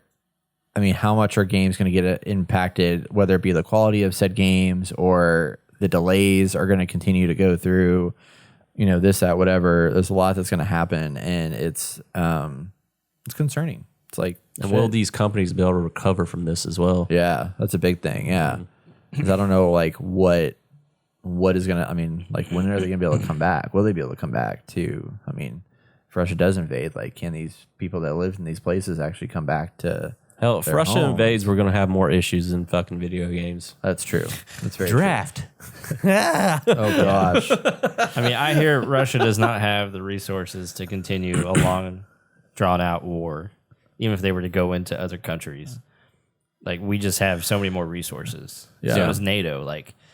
But they have nukes. So they, if they're backed into a corner, they're just like, you know what? Fuck it. Yeah. Then that's an issue. Yeah, that's the prediction. They're also very good at cyber attacks, which is also very scary. Yeah. Russia's involved in a lot of cyber attacks. They've been doing cyber attacks in Ukraine already, and I'm sure they've always do stuff with us and whatnot. But it's just like, I was reading an article. It's an old article in Wired magazine about Russia actually back when they had the last conflict with Ukraine. What was it, 2014, I think? This was an article talking about when they attacked Maersk with Maersk, the people that make they have the big huge shipping containers that you see on the side of ships and in all the video games, because like that's what you do is you fight in shipping containers in video games or around shipping containers. They are they're the ones that like do the transportation of the shipping containers. Russia had attacked them with like not somebody within Russia, attacked them with this like malware thing that got on one computer that was not fully updated to like the latest Windows and latest like stuff. And it allowed them to get in the network to then attack everybody else within like 15 minutes and shut down their entire production of the entire company. Wow. And locked them down. And it took them like 3 or 4 weeks to like get it back because they had one backup in Africa at one of their like warehouses that wasn't connected to the internet because of a power outage. God bless lucky motherfuckers. And I was like, Wow. holy shit, right? It's like, how does this stuff happen? It's crazy. We have a program in the fire department that tracks our time, like when we're on and off, and that's how they pay us. That thing got hacked, and it was down for like, I don't know how many months. We just got it set up, and it gets hacked. Yeah. How are y'all tracking time with it down? Just like writing it down and like keeping a log we or just whatever? went back to the old system we had. What was that? I don't know. Okay. Probably like an Excel sheet of some sort, just fucking plug it in and stuff in there. That's crazy. Yeah, So- it's like we don't realize Well, it how much wasn't we rely. fully down. There's just like certain elements of it that we were using, and it's it was what just hacked like, that. well, fuck. Just cause they can, Yeah. threatening people. It's probably Russia to practice, get ready for. That's right. Yeah. Probably some 14-year-old kid. It's like, Could be. yeah, it's fire department, screw these guys. Yeah. Exactly. Take them down. Yeah, It wasn't anything serious. yeah, but that's good. But this stuff, I mean, it can so easily happen. The fact that, I mean, with everything that we have so tied to the internet nowadays, it's I like, know. and this whole idea of this whole metaverse thing, like bringing that back into circle here, it's like, So it scares me that we could what happens if be inside the metaverse and then somebody like shuts down a freaking computer system that just like destroys a whole corner of the metaverse, and then there goes a whole set of all economies. it takes is a sun flare or some kind of EMP to just fucking wipe out all technology. Then what you got? You got nothing. I didn't know it takes 8 minutes for the sun to reach the Earth. What? It takes. So what? There was a I was playing. Did you have a stroke? So no, I was playing. This is about the sun. Use the sun flare, like you said. So I was playing For a sun flare? I was playing Trivia Murder Party last night with people, and one of the questions was, how long does it take for the sun, like basically the sun's rays or whatever, to reach Earth? It takes 8 minutes. So if there was like an explosion or like a sun flare or like something that like was, well, I guess not a sun flare, but if there was an explosion from the Earth, it would take 8 minutes for us to like prepare ourselves of imminent death. So yeah, just so you know, I gotcha. if you see the sun explode, you got 8 minutes to figure out do what you're gonna something. with your What the life. fuck are you going to do in 8 minutes? Drink a lot. Drink a lot. I better be hammered when that Get fucking that bottle fire of hit me. tequila and be like, Oh my god, 8 minutes. That's why I have a problem with all. Like we should always have manual backups for everything, just in case yeah, something like that happens. yeah, for sure. Which a lot of people at places have some of everything that gets now. hacked but- now. Like holy. Yeah, Yeah, it's a true statement. it's rough. It is rough. So Russia's probably gonna hack all these games and be like, haha, fuck you guys. You don't get them anymore. They probably do. Plug in Are the there any game, just Russian Putin's game face, and that's companies? it. He's playing all the pre-alpha for gameplay. Like, haha. This is what I really wanted. Haha. The Sinking City 2. All this for a video game. Sir, everyone's dying. I don't care. Okay, I am happy now. Put them back. Retreat. Retreat. I was curious what games like Russia has made, if anything. That's a good And None. question. There's Probably, games like, that like handful. a game called Adam here. Oh, Heroes of Might and Magic. What the fuck? Really? That was a good game. I don't think that have a huge impact on. No. Well, I feel like it's kind of like with Games, China, yeah. like games that are made there, like don't go out. Oh, they did Escape from Tarkov. Holy shit! Escape That's from right, Tarkov they is did. Russian. They did. And Shit. they said that we suck because we gave them a bad review. Oh, really? Yeah, they responded to us. They're like, this review sucks. Oh, you think that was them? You don't give enough time. No, it was them. Oh, And they were striking people, giving them bad reviews. Oh. So they would their channel would be taken down on YouTube because they're spiteful, I guess. yeah. Duh. Russians are spiteful. Sea clearly. Dogs. That was a game that they made. World of Tanks. Wow. I question though, are some of these War Thunder? Holy shit, that's a lot. That's a lot of games. They say Tetris. Oh my gosh, Tetris was made by a Russian guy. That's wild. What? Yeah. What? What? Russian guy? Yeah. Actually, I'm part Russian. Oh my god. What are you not part of? Call 911. Everything. Help. Help. I need somebody. Hypnotize anybody. Help. So, all this to be said, this is, we don't know where this is going to go entirely yet, but it's a sad situation for sure. Yeah. Like what's happening with Ukraine is you don't want to happen to anybody. And I think it's reckless and stupid what Russia decided to invade, and I feel like there's better ways to solve conflicts and stuff like that. It's like, if they don't want to do it, then don't do it. Or if they then like leave them alone basically, but it is what it is. So now we have to deal with the repercussions of what's coming, and hopefully it doesn't get worse than it already is. Yeah, And hopefully we'll it gets see. a little bit better. So Yeah. But if y'all want to support Ukraine and give back to any of the humanitarian efforts that are going on, we will put a link to some of these places that are from our links if you would like to provide any support to Ukraine and the Ukrainian developers that are out there that are being affected. probably by going to this. have some issues with development and stuff like that going forward. Yeah. Having the issues affected. Yeah. What are you looking at? Austin? Everyone bordering Russia right now is like, fuck. Yeah. Pretty much. They probably are. I'd be like freaking out too. I mean, I didn't realize like Belarus is right there too. It's amazing how much landmass Russia has. Like, Yeah. it's so freaking big. Them and China. Yeah. Well, like more. I mean, I can look at yeah. that. Russia's like, I think that They don't have like a There's not much there. I not mean, it's all like centralized, yeah. cold. Yeah. It's all cold. It's all cold. It's like Cold as Canada. shit. Just spread out and that's cold. why they're trying to move on exactly. down. It's like Canada, yeah. They're like, where's the warmer weather? Anyway, well, Ukraine. that's gonna yeah, true. That's gonna wrap it up for our discussion topic this week. If you have a topic you want to hear us discuss, you can email us at hello@theenergame.net or join us in our Discord channel. That link is in the show notes. And we'll be right back with our upcoming video game releases. And it is March, so we have some free games coming out to Xbox and PlayStation that we're going to talk about here shortly. Stay tuned. We'll be right back. It is a new month, and that means free games. Here are the games you can pick up with Xbox Games with Gold or PlayStation Plus subscriptions. On Xbox, you can get The Flame in the Flood, Sacred 2 Fallen Angel, never heard of it, Street Power Soccer, never heard of it. And then, of course, the big kahuna, SpongeBob's Truth or Square. Oh, my God. I like Brett's reaction to a lot of stuff. Like, oh, the game was bad. It was just bad. It was an okay game, but it was bad. Yeah, that was bad. I actually played The Flame in the Flood for a little bit. It was fine. It was fine. I didn't really care hey, for look, it. it's a new one. It's No, fine. it's fine. But on PlayStation, you're going to get Ghost Runner, which is a PS5 exclusive. Don't know much about this game, but I'm intrigued that it's a PS5 game. Ark Survival Evolved, like the full freaking thing, is also coming out. Team Sonic Racing, which is coming out. And if you haven't played Ghost of Tsushima's co-op mode Legends, it is going to be free as a standalone thing for PlayStation Plus in the month of March. So you can download that and play some Legends with your friends I can play that. and do some cool shit. Yeah, I can play that again. I thought that was pretty cool. So Yeah. neat stuff there. And with that, let's jump in our free video games. Not free video games. Oh, I was about to Just say, video game Jesus. releases. I know. I wish they were all free, right? We're looking forward to the next few weeks. Let's talk about our upcoming video game releases that will be here. Starting off with Austin, what do we got?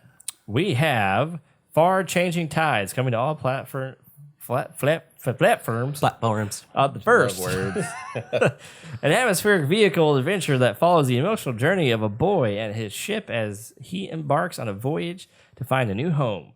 Expanding on the desolate setting seen in Far Lone Sail's Changing Tides, swaps sun-scorched dusty plains for stormy skies and high seas.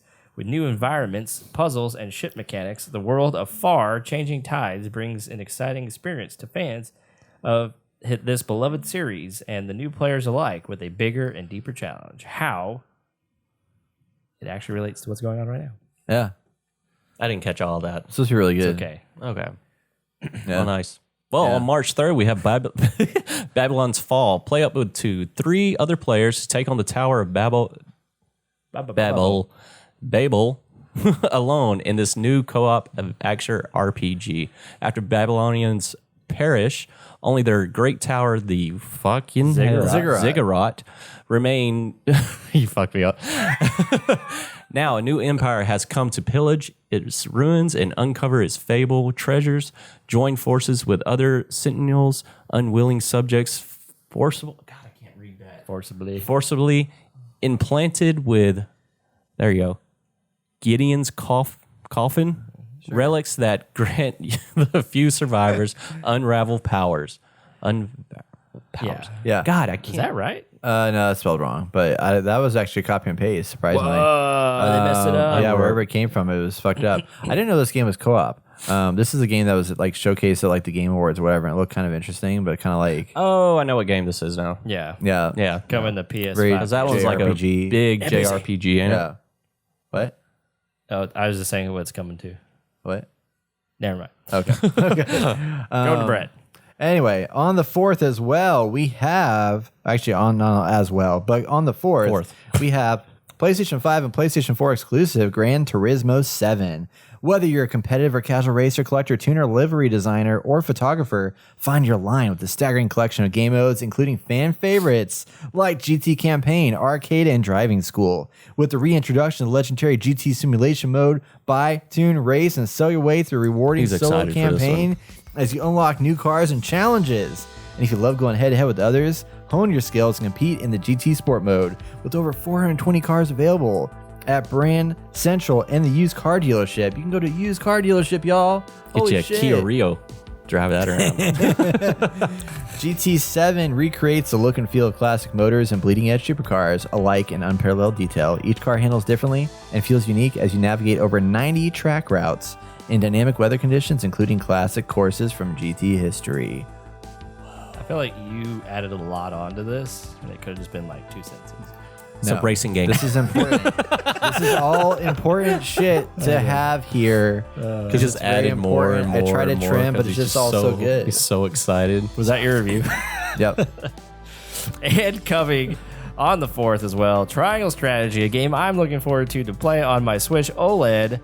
Command a group of warriors as Saronoa, heir of House Wolfort, in a tangled plot where your decisions make all the difference in the battle for the dwindling resources of salt and iron. Key choices you make will bolster one of 3 convictions: utility, morality, liberty, which together make up Cyranoa's thank you, worldview, and influence how the story will unfold. In these moments, the allies and decisions you make can determine the fate of whole nations and the continent of Norzilia. Who comes up with these names? Itself. Finding the best locations and turn-based battles can tip the tide of combat in your favor. Position units on higher grounds to take control of the battlefield and gain the advantage with increased range. You can also flank enemies on both sides, then strike from behind for a powerful follow-up attack. You can also flank enemies. Oh, wait. Brett. Oh my god! You couldn't just delete it then? You just waited till he got there and deleted it. I couldn't. There's more. Play it on the Switch. It's coming out. It's also very relevant to what's happening I like now. how everything else is good and then they throw some fucking random made up word like fucking Sonora and then what the fuck, Nordzilla? Norzelia? Yeah. Norzelia and Sonora? Am I saying that right? Saranoa. I meant Saranoa. Yeah. Saranoa and Norzelia. worldview, Come on, y'all. God, so convictions. Yeah. Oh my god. And I just took it out because I feel like I probably should have trimmed it down. So I figured we cut a little bit already. Oh, yeah, okay, you cut it right when he gets to it. Exactly. Yeah, that you was could've it. did it a lot That was sooner. fun. I Read thought it the was same fun. thing twice almost. I thought it was great. You look Anyway, like an idiot. No, you don't look at it. You guys have it so tiny. I gotta like really look at it. Yeah, I didn't realize how tiny it was. Yeah. Yeah, sorry. It's okay. It's fine. I can read it. No problem. You have your stupid fucking jerk. Well, I can read it from there. Sure. So what do you call this? Jerk pad mini. All right. Well, that's going to wrap up our show this week. Be sure and check us out in 2 weeks for more from your favorite video game podcasts. If you like what you hear, you can leave us a review on Apple Podcasts or Spotify. And don't forget to join us at twitch.tv/InnerGamerCast every Wednesday at 7 p.m. Central Time. And this week, don't forget, we have an event on Thursday. So come out and join us if you're in Fort Worth and visit us at Maple Branch Brewery. We'll be there from 6 to 10. So come have a drink and play some games and say hello. You can also join us on the conversation on our Discord channel. Check out the show notes for the link. If you want to support our show, you can donate on our website at theinnergamer.net. All donations go towards making the podcast, videos, and streams even better. And as always, if you can't contribute monetarily, please take time to share this episode with a friend, family member, or loved one. The more eyes we get in front of our content, the faster we grow, and it helps more than you know. So thank you for continued support. My name's Austin Morales. I'm Brady Nowski. I'm Jason Hobbs. And you've been listening to the Inner Gamer Podcast. Catch you guys in 2 weeks. The what Podcast. What? I thought you said something else. Out. Sorry. I thought you Get us out of here. He's thinking about Poon's Pokemon. Yeah, right.